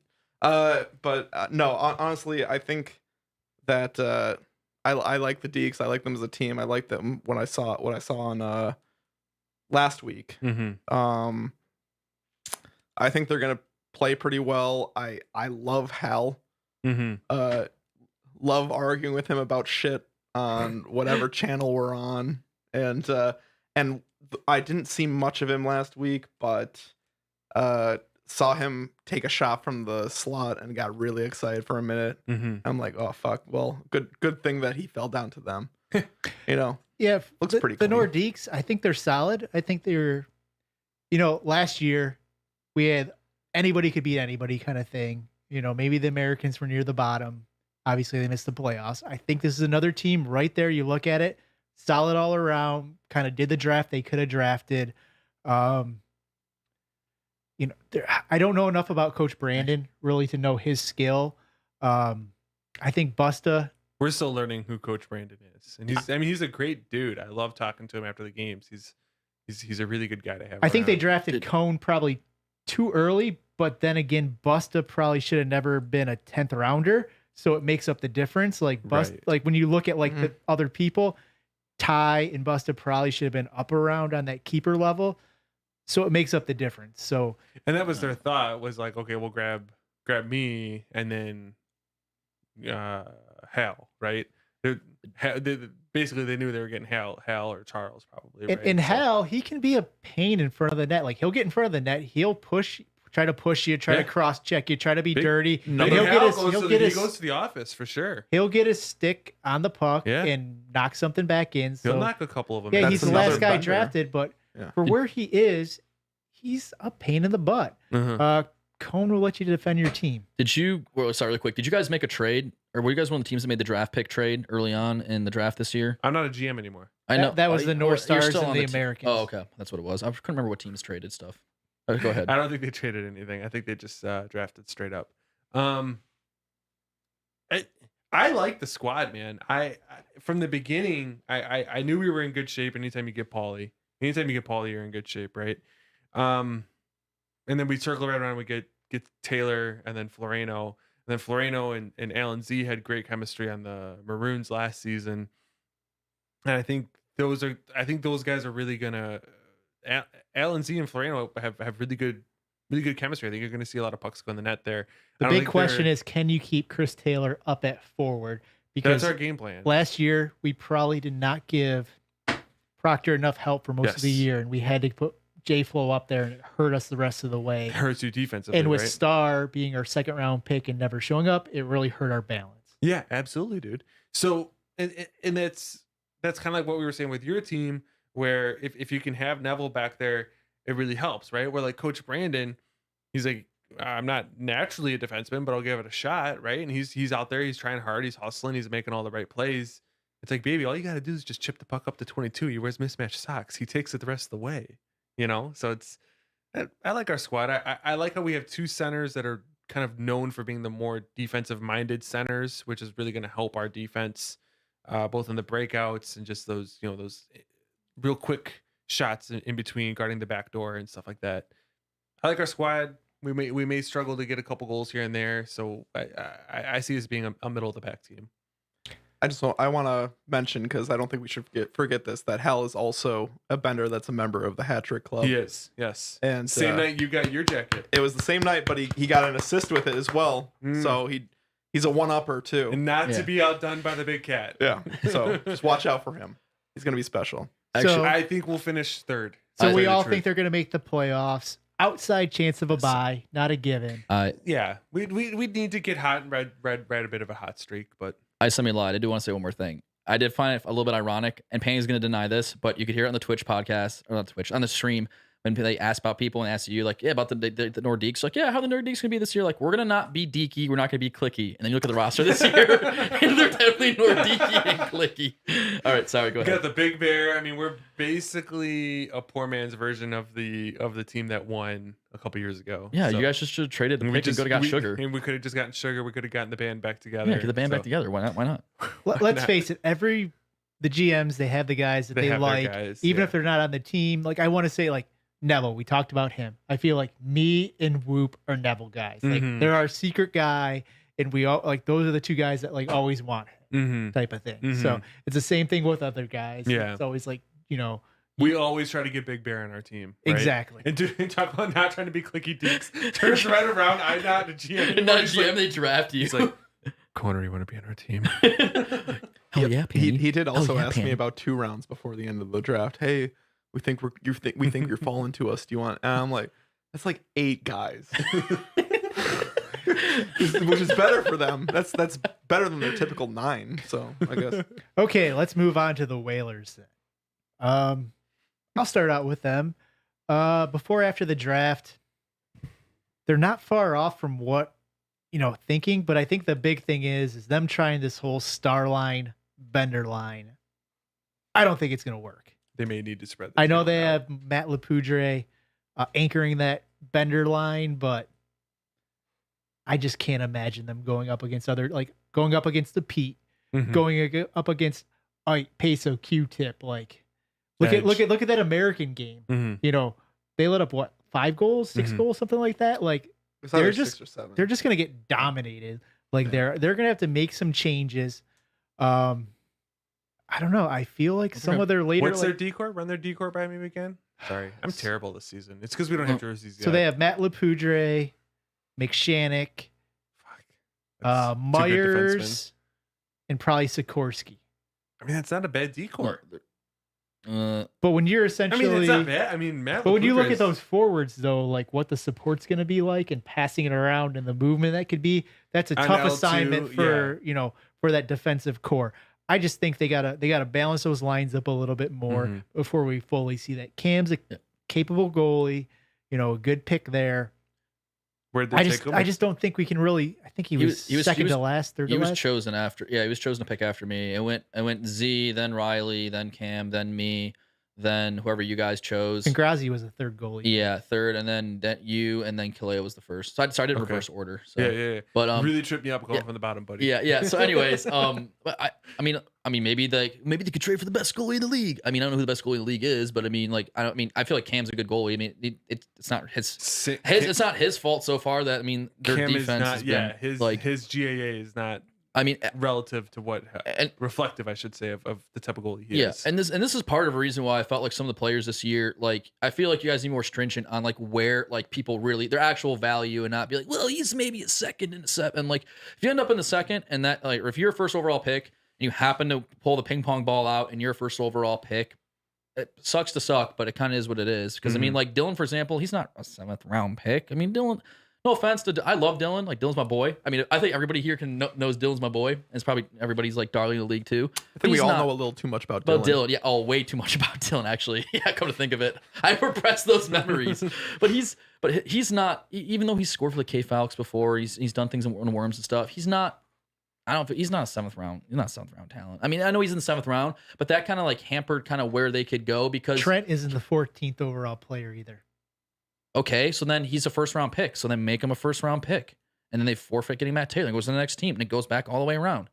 Because that's all it's going to do is going to push people on. So if you get the 1st overall pick and then the second team then gets Matt Taylor, then if he's a 1st rounder, it doesn't matter because you're not getting the pick in that round. Is what I'm trying to say. Yeah. So if the Whalers happen to pull the ping pong ball out, it just comes down to order. Right. I know. But that's my point. So like, anyways, long story short, so like Dylan is effectively like a bender, right? So they have 3 benders on their team, quote unquote, with Sips, Dylan, and Justin. Most other teams at most have kind of like 2 benders, and then their third kind of like 7th, 8th round guy can play defense or can be a bender and play defense, right? Like your team, Tigers, Deeks, Coach Brandon, whoever it is, or Panny. The Whalers can't have don't do that. The Whalers can't do that, and they won't do that after talking to them. They're like, yeah, we're not putting Dylan back on defense. He can't play defense. Well, I mean, he probably can't play defense. I've seen him play defense in a B League. I brought him out in a 6-man game. We played against Dakota's varsity team. We had 6 guys. It was like, granted, we had like 4 ex-college guys and then 2 Dylan and some other bum. But he played defense there and looked great. So I don't know. So maybe you put him with Matt Lapudre and it works. But like you were saying, is they need to kind of do the Seals recipe where they can keep Trent and Matt Taylor together, but they need one play driver on that second line. It's their center. Throw Woodsy and Ship together. Is it Woodsy? No, because Woodsy's did that last year, and that's where I kind of think some of their middle. That's why I didn't like their middle draft. Is I didn't like. I like Woodsy, and like maybe I was wrong last year being like the complimentary piece on a line with Seals. He kind of like he proved me wrong, a couple other people wrong. I don't think he should have been drafted this high maybe this year because complimentary pieces are like scoring, like those third guys in the line. That's like a luxury to have. So like Woodsy, but you need a center. Like what if you would have went J-Flo instead of Matt Lapudre, and then all of a sudden you have Taylor, Trent, and then Woodsy and Matt Lapudre, and then you try to fill in your D as you go along. That's probably pretty sick. I would have done that better. Yeah, because right now their only option really is like, what, you're going to put Shake up at forward and then move somebody back. I mean, again, because those 3 guys, like either it has to be Sips, Wright, or Dylan. One of those 3 have to move back and play defense, and unless they make a trade. So for me, that's just to cover my like ranking really quick before we move on to like get your guys' thoughts. I feel like I've been talking forever. I felt like the Whalers are like a bottom 3 team that was drafted, even with the best player in the league, Matt Taylor, because they're not. Dude, he can score 5 goals a game. Okay, and against the better goalies and better teams in the league, he's not going to do that. Still, I mean, I like Matt. Don't get me wrong. Like, I mean, appreciate it, Matt, but I mean, like, I've shot. Don't punch me. I mean, I've shot out Matt before. I've only played him one time in our league a couple seasons ago. Like, there's possibilities where he doesn't score goals, and then they're relying on the second line. And good luck, Dylan and Sips and Justin, but you're not gonna. He can snipe it. I mean, he's got a phenomenal shot. Yeah, but like if he's not scoring, Trent isn't. I mean, you kind of saw last night they only had 1 goal halfway through the game. Like, and if they're missing their breakaway opportunities, like you said, feast or famine, they're gonna die if they don't score. I don't think they're gonna be as dominant as last year. I think they could win every week. They could lose every week. It's going to be a crapshoot, at least with those lines. If they change them up, it could be a different story. But as with the Star Bender line, it's a flip of the coin. Yeah. I feel bad for Woodsy, like where he got drafted, because you're right. It probably was a little bit high. Woodsy is him and I play different styles, but I feel like our role on a team are similar. Is the same. Right? Heck yeah. When I skate out, right? Where I can't carry a second line. Yep, not play driver. But put me on where I can just kind of like roll on a third line and just bang in some garbage. I'm a fucking stud. The next option probably would have been Rakowski. You could have done that. I mean, it's like the Joe Ellis role, right? It's like what was it, Doc Troy, Joe Ellis, or whatever it was, and then like that third guy that could put the puck in the net. That's where the teams Monday Night Lights excel or don't, and that's where Woodsy's really good at doing it. It's just that the Whalers right now don't have the luxury to have Woodsy be that guy. They need to move. They need that second line center to be like a shutdown guy and help the second line benders survive. It's not fair to Woodsy to put him in that situation to be that guy, right? Because he's just He's not. He's a great dude. Yeah, he was drafted to score. He could put pucks to the net. Absolutely. Pucks on me before. Dude. And I think I get really frustrated when he scores on me. I do too. I'm like, God damn it, that was a fluttering puck. Damn it, Woodsy. Fluttering the whole way. He didn't even know where he was shooting. Or like he'll like tip it and then like he'll like sell you in your face. I'm like, yeah. Okay, Dave P, get out of my face. He always sells right in your face. Yeah. So we're gonna move on to the North Stars now. North Stars thoughts different compared to the draft. I know Troy had them pretty high. Obviously, when the GM, you're gonna do that. I subbed for them week 1. I'm worried this team is gonna have a little bit trouble scoring. I think this is kind of a situation the Maroons had last year. They drafted Rubel in the 2nd round, and that putting that guy at defense. Now, Rubel's probably one of the better defensive scorers in the league at going coast to coast or having a slap shot.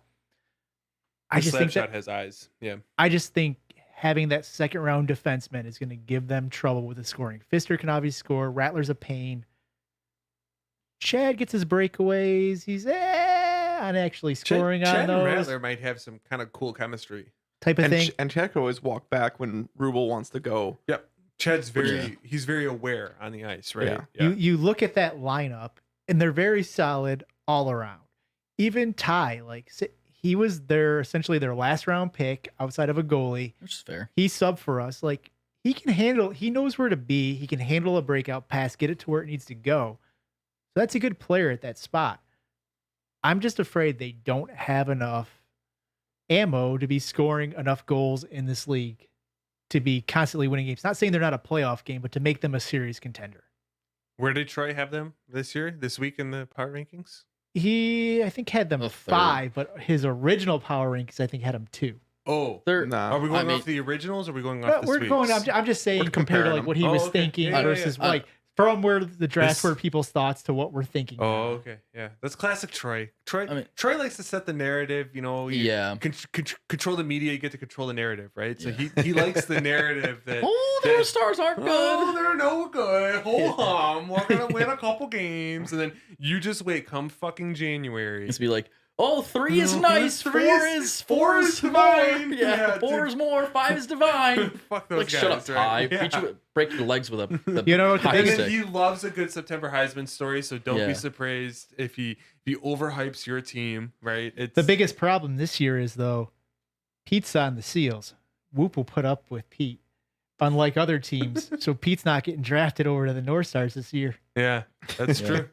I think That's true. I think the North Stars have a little bit of Robin syndrome, kind of a little bit. So like they have like a really good play driver in Pfister, but both Chad and Rattler, and I'd say Troy to a degree, they're all really great complementary players. So if you have like one guy that like to play with, like a 1A, they can all be like 1B types, and you can get that perfect line. It's not it's not Proctor or Sugar or Matt Taylor, right? Or those 3 or 4 guys, or Shawnee, even those 4 like drivers, or Pfister. I mean, Pfister is on the team, but like, so their second line, like but that's the thing is like if Rattler plays in the playoffs, he plays like he's a 1st round pick. Like sometimes, yeah, he does sometimes, yeah. And if he brings that like mentality every week for like the North Stars, they're going to be really tough to play against. But the problem is like, I mean, this is the first game I've seen him in a while where he wasn't like going 100 miles an hour, making chances, and like mainly being clinical. Yeah, mainly being clinical and finishing those chances. But I mean, I gotta agree with Piercy. Like if that second line isn't really turned on.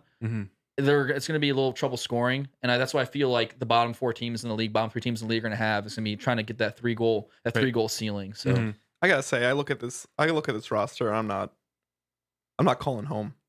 I'm like, this isn't anything that I'm gonna call home about. It's fine. They're gonna win games. They're gonna do fine. They'll probably make the playoffs. They probably won't go very far. I'll ask these questions to Cone. How did the Tigers start out last year? I don't remember. Charles, how did they start out last year? They were bad. No, they were terrible. They were bad. Terrible. They turned things around, didn't they? Yeah. Yep. What was the thing that started happening when they turned things around? They traded. Yeah, I don't know. Nice trade. No. Yeah, it was a spicy trade. I'm going to say the answer was Fem was able to start making games. Yeah. Was Fem really this? Did he start the drink, not Pfister, last year? Maybe it was Fem. Maybe that's why the Tigers picked him over Sugar. You were sure to remind Sugar of that heading into the Tigers game next week. I don't need to remind him. he said that shit circled on the calendar for a while. I mean, you can circle all he wants. I mean, I know. I mean, I like Sugar too, but like, I mean, I'm choosing Fem over Sugar. He's more Really? yeah, he's more clinical. In this league, it's all about scoring goals. Sugar's a great playmaker, and if you have like accessory pieces with him, Sugar's going to be excellent. Like in the Maroons team, having Edge and then having like or if you guys want to switch up, be like full super stud line, like Edge, Q-Tip, and Sugar all together. Like, good luck. Like put that up against the Matt Taylor line. This both be equal. But like asking Sugar to do it with like just like I mean we've seen in the past like the Deeks, other teams in the past was on the second line or like the Ducks he's on the first line. All he has is like Turtle's good, but sometimes when Turtle's has to play defense against like a really tough assignment, it's just kind of by himself. He's by himself. It doesn't work as well. Like Fem's got the speed and that counter kind of attacking style where it's like it's a little bit Proctor. It's a little bit like Proctor. Okay, Fem, go please spell us out. And he's got a wicked. And he doesn't really make a lot of like crazy moves. Fem. He just kind of like comes into the zone, makes one little shimmy shake, uses the defenseman as a screen, and he shoots it really quick, and he keeps it low, which is key, right? You know, these fucking guys shooting it off into the rafters every game. I'm like, dude, go for it. Like, shoot it sky high. I don't care. So for like, I guess like the Tigers team specifically, I felt like that might have been a better pick. So I mean, that's fair to him. He's mad. He wants to circle and then it. they also did a trade too that helped, right? First of all, I'm not mad. We were thrilled when Sugar came. We were thrilled when Sugar came to us. We weren't expecting that. So must be nice. 2018 spring team must be nice. That's one thing. But I was gonna say we're gonna move on to the Tigers, who was number 6 on the rankings. First question is, will Hedges be in net next week, or is he still possibly injured? Not possible. I mean, He might have a date. Maybe I don't know.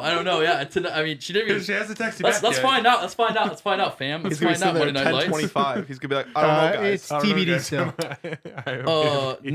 No responses yet. It still says delivered as of 2 hours ago. So, ouch. Yeah, That's a it'd be ghost like funny. that. She just deleted that. Yeah. That chat. That was over. But the goth chick that likes socks, she responded. So that's what comes up. Dude. So we're like 500 batting average right now. Hold on a second.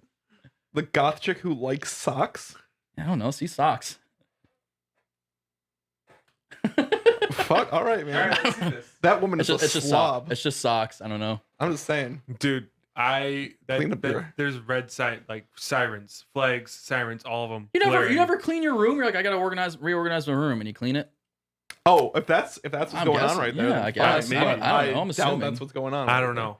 That is just a pile of fucking clothes. We're getting sidetracked from the Tigers. So are you cleared to play as of yet? I mean, honestly, could I have played last Monday or this Monday? Yeah, but I mean, I personally feel like there would be a slight or greater than slight chance of like injuring, pulling, or doing something because one, I had stretched over like a month and a half, and two, I haven't really done a lot of like, I haven't been in the gym. I've been working out because I ended my my gym membership like a month ago. So, and I didn't get an MRI done, blah, blah, blah. Long story short, I have a doctor appointment this Friday. Hopefully MRI this weekend. If it's not this weekend and it's next week, then I'll be playing the following week.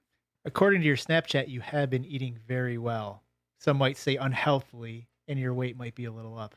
Might be Is that the MNL snap? thick with 3 C's, 4 C's. I love There's 2 ways, Piercy, as a goaltender. Yeah. There's 2 ways you can get better in the net. Add mass. One, you can get more lithe and you play your angles better, or 2, you can add mass. And I've been doing it for 10 years, baby. Hell yeah, brother! Hell yeah, brother! It works sometimes. That is I gotta add those that is shoulder the floaters. Mackie workout plan. Why do you think I do so many shoulder presses in the gym? Because I can't add floaters, so I'm just gonna do this in the net. And you're 5'11", I mean you're 5'10", you gotta add shoulder height, so only the butterfly takes up more room. Were you sending those in the MNL snap? I happened to leave that for 2 reasons. Yeah. It could possibly be because of Dylan's dick pic. I may have been sick of seeing Dylan's dick all the time. But I was also sick of like the 3-minute fucking snaps from Dave P every time. Oh my God, he would not only sent send it to you direct, right? he sent it to you you direct and then sends it to the MNL. And on his story. So at least I'm just getting it once now. Right. I like the pics. I like the pictures when like Dave or Cam send like one thing. It's like my kid at the ice. I'm like, cool. But then it's like my kid at the ice, and it's like Dave like doing like twist moves, and it's like me doing dirt bikes. I'm like Driving it's 80 like, miles an hour. Yeah, then it's like 7 minutes road long. with It's this like kid in the background while he's It taking photos. sounds very similar to when someone puts an hour concert and snaps on the MNL chat. that's fair. Yeah. Who's done that? At least it was a concert. I'm not the only person that's done that before. But I'm also- sure Woods has done it before. So let's get back to the Tigers. Sorry. Cone, Facts. thoughts on the Tigers, better or worse than from the draft side of things? I subbed for the Tigers for you, game 1. I think you guys got a good squad. I didn't play particularly good that game. I felt kind of bad for giving them the L. I think I let in 3. But I think you guys got a good squad. I think you're going to be right there with the Deeks, man. I think it's just like that 4 or 5 is going to be you and us, right? 3, 4, 5, right? Yeah. Oh, you want my Tigers hat on or off? I'm not gonna sit here and drag my Let's team. have it per on, se. baby. Okay, Tigers hat on. We're going to the championship for the best Right. team. No, I think we're gonna be probably bottom 3, bottom 4. Honestly, just because I say probably maybe bottom 3, just because of scoring. And then Scoring's key, man. scoring, and then having our team show up. Because I mean, we can't gel right now. I mean, half our team's gonna be out till mid-October. I mean, I haven't jumped in the net until like another 2 weeks.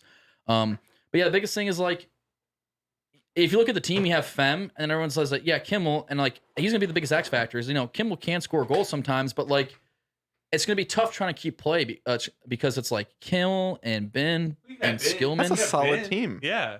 I'm looking at it right now. I'm looking at it. I'm like, that's a And the good looking team. It's a solid team, but how much speed is with those teams? How much puck control? It's more situational awareness. Once we enter zones or we can establish zone presence, it's fine. Yeah. It's just getting those transitions to get there. Because the only guy really can transition on the team from a forward standpoint is Fem with speed. So like if you don't have someone you're going to hit on like the counter break, or if the team gets gas, then you're kind of SOL. Which I mean, if you do look at the past 2 games they've played, the first period last game with you, and then the first period against the North Stars. Right. Out like a cannon. I mean, like all the old guys, everybody in our squad, we're fucking hitting it. Like first period, that's right. 1-0, That's right. 2-0. 2-0, right? Yep, right in the off first bat. game. Yeah, and then this game against North Stars, we're up 1-0. It's just when you get like halfway through the game, it's just, we don't have any legs, you know, and it's not the same as having, you know, having like Pfister, having Shawnee and Pete in the same team with like I don't know, Rattler, whoever. I think the Tigers, they're a very solid team. You know, I think the Ben Kimmel thing can work. Kimmel's always a guy who can snipe. He can't do it by himself. He needs help. Ben's a good passer there. I think we know the Fem Skillman side of things is good. My biggest concern with this team is I don't think there's not much flexibility. I was about to say, yeah, there's really Similar to the Honestly- North Stars, right? Not a lot of flexibility, and then maybe lack of scoring. I don't think. Yeah, when I look at it, it looks. They're not. You don't have a superstar line. You can't build a superstar line. You can't build a super bender line though. So you're gonna have Right. you're not gonna really to downgrade really hard. When I by say hitting your second flexibility, line. You don't want to put Skillman, Kimmel, and Ben all on the same line. But also when I say flexibility is you can't be like, man, we're not getting the goals we need. Yeah, move Like, someone up. oh Yeah. God, we're gonna move Turnbull up or Hawk up or Maff up, sure. No. type of thing. That's fair. Shepherd up. You don't have that, like, things just aren't gelling how we want them to do. Like, we need a major shakeup. There's a lot of other teams that can be like, Chris Taylor, we're giving up too many goals. We're gonna throw him back. Edge, we're throwing him back on defense. You know, a lot of those other situations that teams have. Skillman's a solid goalie. Put him up there. Put him back there. hell Yeah. Put yeah. Hedis Yeah, up. you can Let's skate up. go. Yeah. Let's go. He's beating me. So that's my biggest concern with the Tigers. I think they're solid. I think they're a middle of the road team. I think they should make the playoffs. So, in my opinion, Yeah, and that's They'll kind probably make the playoffs. and that's kind of where I was at. Is like the more you play Monday nights, the more you realize it kind of really. I mean, it does, but it also doesn't really matter how you get to the playoffs. You just got to make the dance, because playoff hockey, especially Monday nights, is totally different than the regular season. Yeah. I mean, 2 years ago when I got hurt, whatever else, and Dylan subbed in, we had different guys sub in and Ben and stuff. We have our roster was subbed in. We were playing guys that defense that didn't play defense all year. Guys that play forward, didn't play forward all year, stuff, matching up lineups and like trying to, jury rig things and make it better. And at the playoffs, you do that because it's like do or die, right? Right. So, I mean, as long as you get to the playoffs, then you can make those adjustments and changes as needed. So like last year, right? The Deeks snuck into the playoffs. I think we were the last seed into the playoffs. We played the Maroons, beat the Maroons in the wild card, beat the Seals game 1. The Seals ended up taking 2 and 3, but I mean, we had them on the ropes, took them to game 3, and it was like they were tight games. Like we were, like you said, you just got to get in sometimes. yeah, we're close enough where we're getting to the point where the majority of the teams are usually pretty equal. I think it's better when you want all the teams to be good. You don't. The worst thing that's like, especially as a GM, maybe I think about it more, is you don't want a team that's like, oh, we're 0-6, 0-8 type of thing. I've And been then the those, GM on the Deeks team that like come Christmas, we already knew we weren't making the playoffs. it's not and even a that GM sucked. perspective. Like, it's hard, like, just seeing guys, you kind of like, you're on that team, you just know, and you're just like, God, It really damn sucked being a GM of that team and being like, I love subbing for those teams though, because I mean, remember the the Ducks. expectations are so low. Well, I speaking from like remember because I keep speaking from 2 seasons ago. That's like last season I played, but 2 Right. seasons ago with the Ducks. Remember they started their first go round. They played 5 games. They won 1 game. Yeah. But like that last game they won in the first go round, they subbed me in over whoever their goalie was. I can't remember who it was. But we played against the vaunted Seals, right? Yeah. We won 2-1. I was doing the Ducks before the game. I'm like Ducks, Duck, quack, quack, quack. We was gassing them up. We won. I mean, so like it's fun being a sub going into those teams that aren't as good because you get to like you said there's no pressure. That's like it's like It does suck for the team though. Yeah, you want them to win, but it does suck for the team that's losing. So I mean, you do feel bad as a sub. You want them to win, so you want to try to help them as best as you can. Yeah. Let's move on to the last team in our power rankings. We have the Americans there. I'll start on this one. All right. Well, now you come back from the pee break. Dude, I had to go and come back. I knew exactly what we were going to talk about next. Perfectly timed, yeah. So as far as the draft to now, this team unfortunately is kind of what I thought they were going to be. When I looked at these teams, this was my pick not to make the playoffs, and so far I feel it's possibly heading this way. I think when you look at this team, Serta, Judge, Antioch was a steal in the 3rd round keepers. Like I was fighting for a second. It was the Antioch Panty Show fighting for the 3rd. It happened.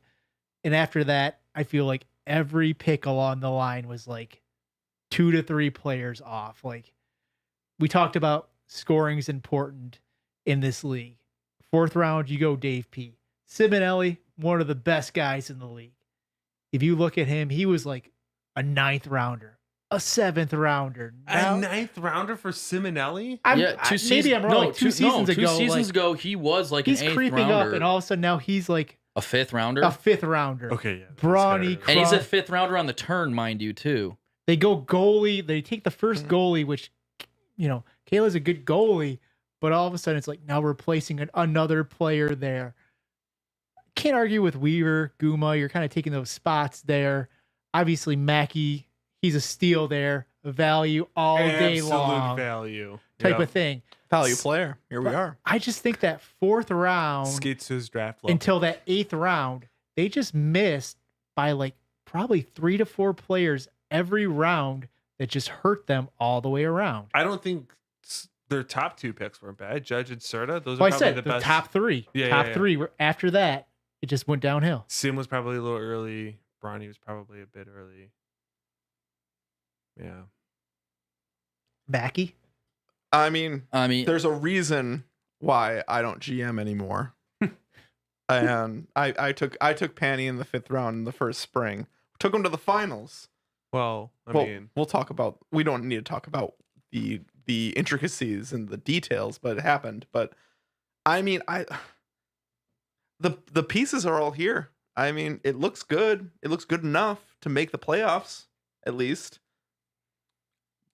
I think I played at my skill level. I just look at it like Kayla's pretty good. I think Kayla's going to be solid. I don't think that 8-goal game is really that's not normal of him.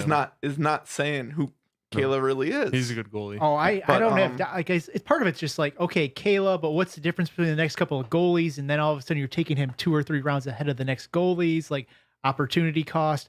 You look at a Dave P. Okay, now you could have had Peso or Kimmel, like goal scorers versus Dave P. Like, okay, now he's playing defense, but he's also not someone who scores goals type of thing. You look at a Simonelli. Okay, you could have had an Ait, a Joey Ellis, other goal scorers there. It's just like you kind of look at those next couple players and like where the Americans could be missing and like what else they could have done in those spots. I'm just saying, Dave P was the reason that the Americans scored on that 5-on-3, shorthanded on last week. I thought it was Whoop. Trent is using his platform to change the narrative here. Okay. For the record, Dave P is probably the heart and soul of the Americans. I have no doubt in my heart about that. Well, he bleeds red, white, and blue. We all knew this. Yeah. Dave P he bleeds whatever colors, whatever literally- team he's on, because this is Dave P show, right? And that's why he's so lovable. Yeah, I mean that's why we love Dave P. Yeah. Hedis, you've been quiet for a second. Thoughts on the Americans? I'm along with you for the ride, Piercy. I feel, and this is nothing against the Americans, and I love Antioch, but I mean this is like the second team he's in a row, or kind of he's drafted that hasn't been like the best around. I feel kind of like the Americans. They aren't they didn't draft them. I'd say they're my bottom 2 kind of like drafted teams. And I'd say they're about like my bottom 3-4 teams. I feel like there's like there's like 3 levels of Monday Night Light where it's like the top 2 teams. You have like Maroons and the Seals, and then you kind of have like the Deeks like right after that because you guys have the Proctor factor. And then there's like the rest of us kind of where it's like the Whalers, and then there's like which like the elite first line, second line's met. Then you have like the Americans, which I mean like they have pieces. You guys have like you guys can plug stuff in, and you have a good goalie. So it's kind of like you're going to be kept in every single game, but like you're similar to us, like the North Stars and like the Tigers. It's going to be tough trying to score goals, and it's going to be like a knockdown defensive kind of grind them out most games against those bottom 4 teams. So I feel like one of those 4 teams I just mentioned, the Whalers, you guys, the Tigers, you guys being the Americans, the Tigers and North Stars. One of us 4 will probably not make the playoffs, and if I had to guess, I'd say lean more towards probably like either like the Americans or the Whalers or us. What do you think the bottom 3 were? You said it was Americans, Tigers. I'd say Americans, Tigers, and actually, honestly, the Whalers. Damn, you're that low on them. I just you can't survive Monday Night Light with just one line of hockey. It's just so like if you match it, you can when you keep your star line out there. I also think that I think the Americans, they got to change up those lines.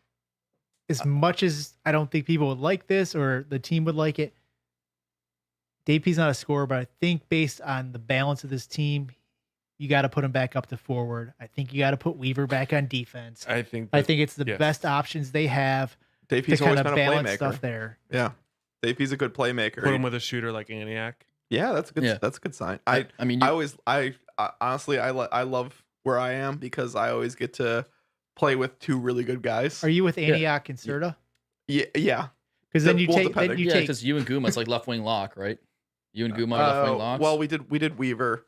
On because then Monday. you take Okay, yeah. Judge, you take Judge, Weaver, and Guma.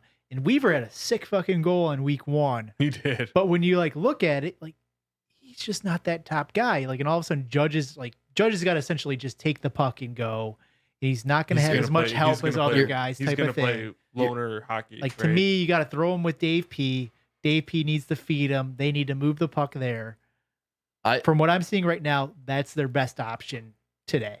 I mean, we're only 2 games this season, and I don't want to get too ahead of, I don't want to have too many chickens before they hatch. I mean, Americans could, rip off the next 4 wins and surprise Easily, everybody, right? right. But because this league's so close, especially against like the bottom 4 teams, and I was kind of mentioned earlier.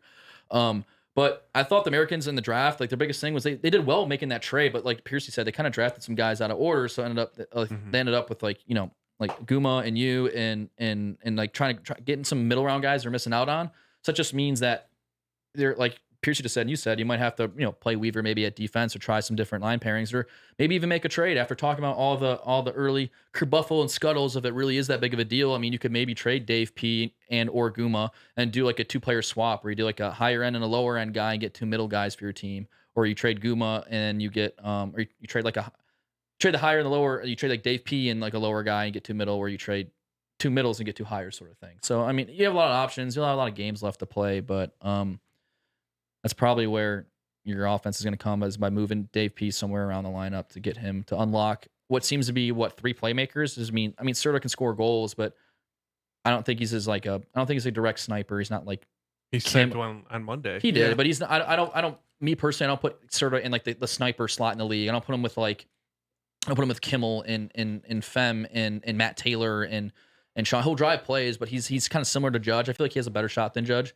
Whereas but Judge is like a better like cerebral player. He dishes the puck around, more situational awareness. Mm-hmm. I feel like Serta, Judge, Serta's so fast. Serta and Judge are both those like those players that do that. And Antioch's kind of the sniper. They just need that 4th winger to really like you guys all mentioned, to really gel with Judge and or Serta, whoever you put in the second line. Or Okay, bring Judge back to defense. Yeah, Like, who are you gonna move up? you're not gonna have enough scoring power there. Yeah. Let's wrap it up real quick with a quick little talk about the standings. So we have the Tigers, Americans, both 2 games, both 0 points. Obviously, that's probably good for them since they're both there. But how much pressure does that put on the team, knowing there's already 2 teams that have played 1 game, have 3 points? Now you're essentially behind a couple teams by 3 points with a game in hand. You're 6 points behind the Seals. The other ones you're only 1 point behind, or 3 points behind, 1 game behind. Still a lot of time left, but that's got to start being a little bit of a weight starting on your back of pressure. I'm not worried, man. As one of these 0 and 2 teams, It's 0-2 at the beginning of MNL. It's a long season. We'll see what happens. You start looking at Hedis. You start looking at it versus the Americans. Is it just Hedis is going to get in there, start dominating, and here comes the Tigers Hey, type look, of thing? hey, you guys want to draft me fourth? That's fine. I'm happy with it. So, or fourth in the goalie rankings, I'm fine with that. But so my thing is like looking back like 2 years, because I keep again basing things off 2 years because I wasn't here last year. 2 years ago, I was talking to Troy. I'm like, look, like you start off 0-3 in the league, like you're gonna start looking at things because there's only 18 games, right? Mhm. You have a bye week. So, I mean, if you play 3 games out of 18, you're looking at like a sixth of the season gone. That's 16% of the season's already done. They say generally in NHL, like you start looking to make trades and roster moves around like the Thanksgiving mark, maybe like when it starts entering December. I think because, it's Halloween for us. Yeah, so like for us, it's like that Halloween, that third week in October. So I mean, you look at that, that's like the fourth, fifth week, weekish. So it's like you're 0-3, 0-4. You better start looking for some trades. Better start knocking on some doors. So I kind of did that with Troy 2 years ago. I was like, yeah, we should, maybe change it up if the team's Then not he traded working, you. whatever else. Yeah, and then you trade. Hey, but the Pete trade was a good idea. I mean, I'll take credit for that. So I was razzing him the entire time for it. But yeah, I mean, he traded me. It's whatever. It is what it is. What was the point total last year for the last in? That's a good question. Was it like 19? The analytics. Let's go to our Amazon I don't web think it search. was quite that high. Yeah, no, so it's low. I think so you it was only like need- 17, usually need, 16? like 14. Amazon yeah, so you're Web talking about Services. 5 wins? Yeah. Five Yeah. full wins in an 18-win season? Yes, I understand. 0-2. Yeah, it sucks. Oh, but- wait. Actually, it's a lot more than that. Was it? It was was 20, 20. but the Americans last year only had 14 points. So yeah, 5 wins. That's all you need. 5 full wins, man. We'll see. Yeah, there's plenty of hockey left. Obviously, maybe not. Maybe it's like It's probably more like 18 points. It's probably six full wins, Yeah. maybe 18, because 6 full like wins if that make you- last team wins another game or two. If you get to 15 points, you're probably in pretty good shape. You're in the mix. I know last year, like the September Heisman Maroons, like we went. I think we won our first 5 games. We obviously didn't play quite as good going the way, but we had such a point cushion. It made it nice. But like at the end, some teams were kind of catching us. The Americans were never really in striking distance, but it still kind of, puckered things up a little bit. So I think doing it the opposite way would have been a lot worse. Look at that goal differential for the Tigers, man. They were -1, but only had 20 points for the season. That's Yeah. They must have had a couple lopsided games mixed in there. Yeah, definitely. I mean, the heck, you look at that from last year, Maroons negative goals, Nordiques negative goals, Tigers negative goals, Americans negative goals. So, you get those top teams in the league, they take advantage of the other teams. We'll see if it happens this year again. So I believe next week we have the Americans. They are on the bye. that's right. So it'll give them a little cool off time. Going to be a big game for the Tigers, trying not to start out with an 0-3 mark. When you start getting to Who are that the Tigers point, playing? The Maroons. Oh. Oh, yeah, that's right. They picked Fister over Sugar. That's right. Okay. Yeah, and the Maroons picked Fem. Maroons picked the backwards handed goalie over me. I can never remember the guy's name. Starts with a P, right? Congrats. Pangrazi. baby. Yeah, I know that he's the other. I know he plays goalie the other way around. Does he? But yeah, he's left-handed. I think Oh, he has wow. black jersey and the white Bowers, right? Yeah. Yeah. I think he plays the other way around. That's what he throws off the shooter. He's got a spicy glove hand. I tell you what, man. All right, baby. With right. Pangrazi, didn't really know the guy. He'd never really seen him talk in Slack, anything like that. He talks quite a bit in our channel. That's good. Very positive. Like I was just thinking, like we'll never hear from him in Slack Yeah. ever, and like no, it's also a weird year last year because of all the situations going on in the world. But like, yeah, been a very nice surprise as far as how active he's been and opinions he's had, and kind of like scouting reports on players of what to do. It's been like, okay, yeah, even a better bonus. So Who'd have thought goalies Yeah. have personality? how's everyone's locker rooms? Should we do another goalie chat? I'm not drinking if we do it. I'm telling you right now. Do I get invited? I'm not invited. am I? Sure. Yeah. Sure. Go ahead, Charles. Locker rooms. Well, I Huh. don't know. Just curious. Deeks were. Geeks always have a good locker room. The Americans' but locker rooms I'll are tell you- real good right Yeah. now. We have a good time, buddy. We have a good time. We got blueberry donuts, man. Yeah. What do you want me to say? Blueberry donuts and mom and dad fighting. So I was gonna say that would also be the fight was probably pretty damn entertaining We're, as all well. we're sitting there crying. Really? It's okay. Charles is just biting into sitting a there- donut crying. I Stop wish- it, guys. I wish Dad wouldn't lie. And then, Tapey. What are you calling a cone? I really don't know how many locker rooms are bad locker rooms at MNL. Like, to be fair, like so far, Maroons locker room has been great. Even in the preseason, like people like, well, we had to kind of get out of the locker room this week because there was another game at 11:30. But like in the preseason games and after week 1, we're essentially, or I guess in the preseason games, like people were hanging out for a half hour, 45 minutes, like talking strategy, what we could do, how we could improve. Yeah. Like, so it's been all, once we start losing, things could obviously change. Things But do change. been very positive. People have been very upbeat, like nice. full suggestions, very talkative. So at least our locker room has been great so far. So every season, the Deeks, we Except for Q-Tip wanting to have a win song, which it's just like we get our points. have to get a fucking win song, I'm with right? Q-Tip. Like, for And the so, Tigers, and so I the want one Deeks too. famously have one, and I don't know. This is kind of awkward, right? Like maybe next year I'm not a Nordique. Does the song go with me, or is it trademarked by the Nordiques? Or who gets to keep the rights? Did you to Did sing you the song? sign a contract? I should have signed a contract. Did when you I start split. it? Yeah, hell yeah, I started it Yeah, then it's yours, baby. because we won our first game that first season. Have and, him- and Vape's like, "What do you guys want?" I'm like, "Play some fucking Kesha." Have And Penny that's what buy it came off on. of you if you're not on the team next Yeah. year. He has, you own the patent at this point. And so, we big win against the North Stars. We play Kesha. Kind of always a little awkward. Like who's gonna jump in? We'll see. Yeah, Team's man. learning this year. Team's still learning. Okay. Did you have So- any people that were right in that you didn't expect? No. But Any people that Chris sat out Taylor that you leading the didn't- way? that you didn't Chris expect? Taylor, Chris Taylor, after a big win, like a signature win, he'll get into it. He will. He'll do at least 3 of the 4. Yeah, he'll do 3 of the 4. By then, he's already changed another locker room. So You can't ask him to stay for the extra 10 seconds for that double one.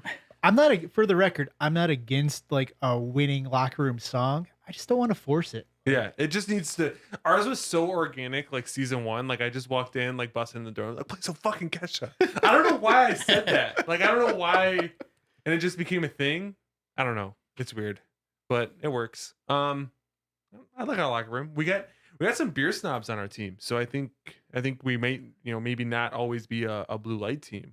You got Panny, you got Hal, you got J Flow. Chris Taylor. Proctor only takes his beer from a Twin Peaks server, so you can bring one of those in. So you gotta just have one of your get a bigger big-titted guys bimbo put to the come tits in. up. Yeah, I can do it too, Paulie. Okay. Okay. Anything else anybody wants to talk about before we wrap it up? We need some Whoop betting lines for the next pod. We need to figure out, when the first trade's gonna happen. I want to see maybe like who's some bin betting lines too. See like who's gonna be the top scorer, Selke candidate, all that jazz. We need those for the next pod. I wonder what Kimmel's up to. Ooh, good question. I will say the Nordiques have been approached with trade offers before the regular season started. Wow, We were really? interested. I don't get the intel anymore. Ooh, spicy. I have a no trade clause, so Penny needs to run these things back. All I'm gonna say you is sure about that? all I'm gonna say is whoever trades for me, I'm gonna have a neutral set pretty soon. So feel free. I'm willing to be traded. I'll just tear off the name on the back of the jersey and Velcro to the next one. Yeah, you've done it before. You can do it again. Yeah, right. Spicy from one jersey to the next. Not that Skillman's gonna trade me. Me and Skilly and Ryan Allen. Oh, we're getting the We're getting played off. Yeah. I think it's time Pete's to losing wrap his it up. mind. Pete's like, you're talking too much. I'm like, Pete. See you boys. Thanks for Yeah. having us. Bye guys. So we're Thank you, over. Percy. We'll see you next time.